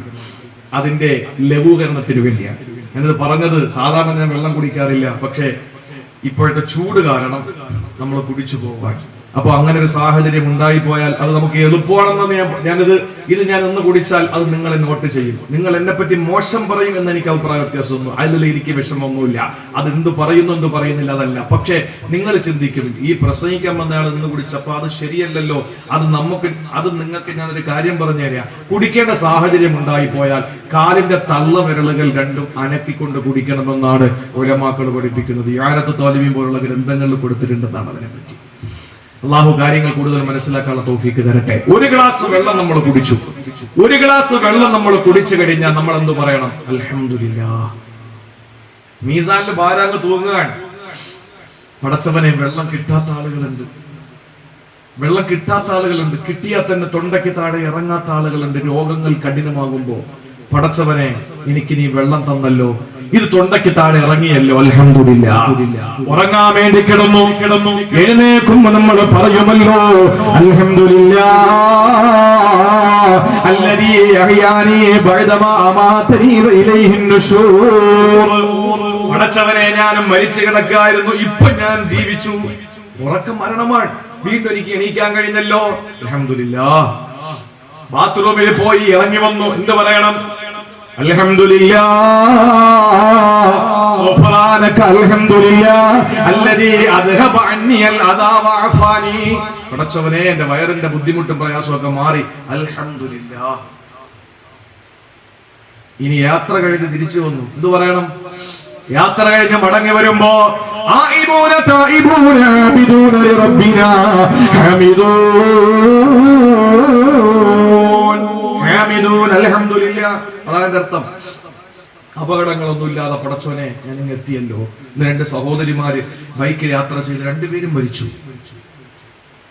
അതാണ് മനുഷ്യന്റെ അവസ്ഥ. അല്ലാഹു നമുക്കൊക്കെ അപകട മരണങ്ങളെ തൊട്ട് കാത്തുരക്ഷിക്കട്ടെ. നമ്മുടെ മയ്യത്തുകൾ തയമ്മം ചെയ്യേണ്ട അവസ്ഥ അല്ലാഹു വരുത്താതിരിക്കട്ടെ.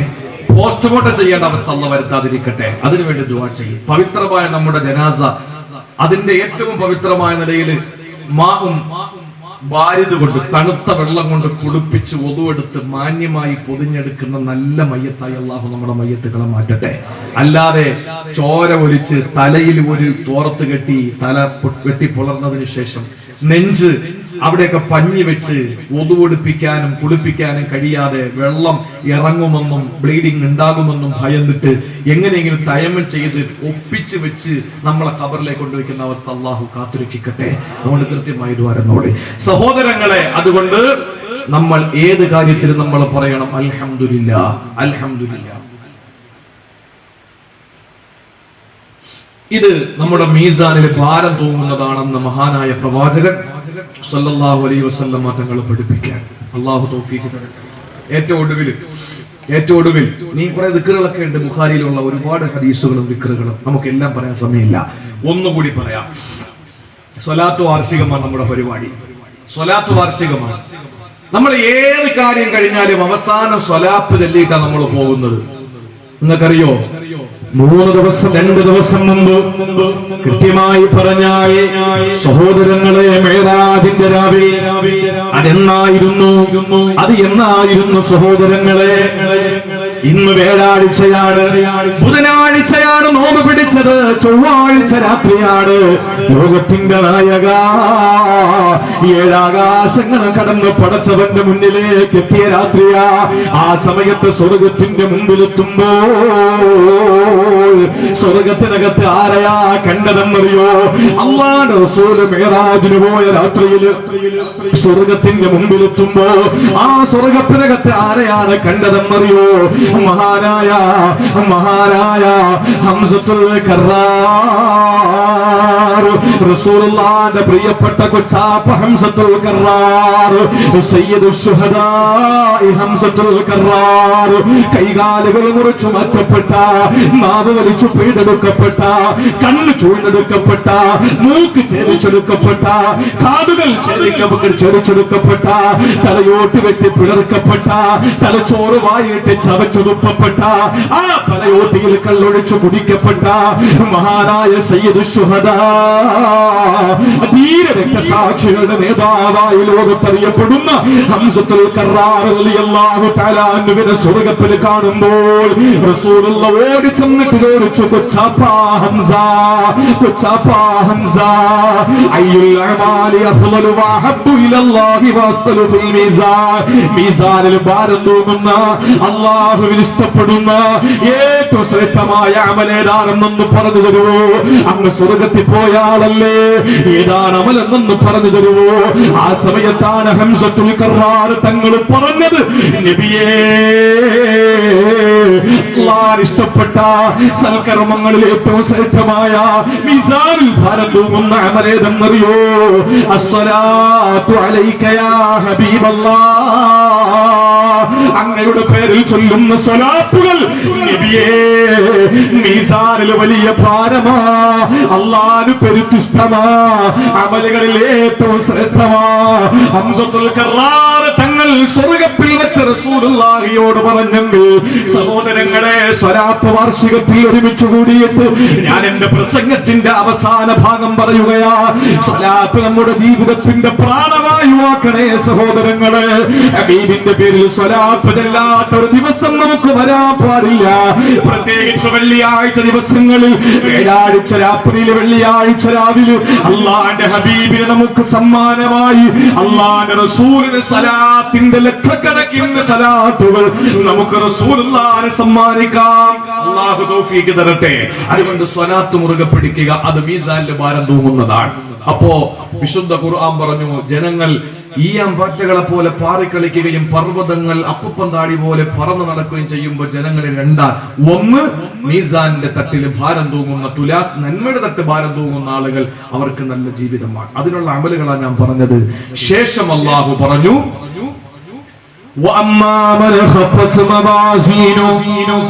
ആരുടെ തിന്മയുടെ തട്ടിന് ഭാരം തൂങ്ങുന്നുവോ, ആരുടെ തിന്മയുടെ തട്ടിന് ഭാരം തൂങ്ങുന്നുവോ, ആരുടെ നന്മയുടെ തട്ടിന് ഭാരം കുറഞ്ഞു പോയോ,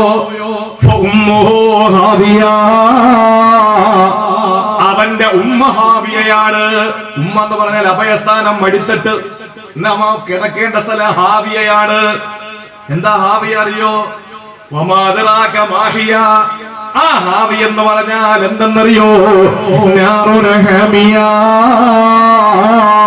കത്തിയാളുന്ന അനന്തമായ തീയാണ്, ചൂടുള്ള കപ്പിയാളുന്ന തീയാണ് എന്ന് അല്ലാഹുവിന്റെ പരിശുദ്ധമായ ഖുർആൻ. അതുകൊണ്ട് സഹോദരങ്ങളെ, രക്ഷപ്പെടാനുള്ള മാർഗം തേടിക്കോ. അല്ലാഹു നമുക്കതിനുള്ള തൗഫീഖ് തരട്ടെ. പറ്റുന്ന രീതിയിൽ സൽക്കർമ്മങ്ങൾ ചെയ്തോ, കഴിയുന്ന സദഖകൾ കൊടുത്തോ. അല്ലാഹു നമ്മളെ നന്നാക്കട്ടെ. നമ്മുടെ ജീവിതത്തെ അല്ലാഹു ഏറ്റവും നല്ല ഭാസുരമാക്കട്ടെ. നാളെ പടച്ച തമ്പുരാൻ അവന്റെ മുമ്പിൽ ഏറ്റവും ഉത്കൃഷ്ടമായ ജീവിതം കാഴ്ചവെച്ച് മടങ്ങി പോകുന്ന സാലിഹായ ഒരു മനുഷ്യനായി, സാലിഹത്തായ ഒരു സ്ത്രീയായി അല്ലാഹു നമ്മളെ മാറ്റട്ടെ.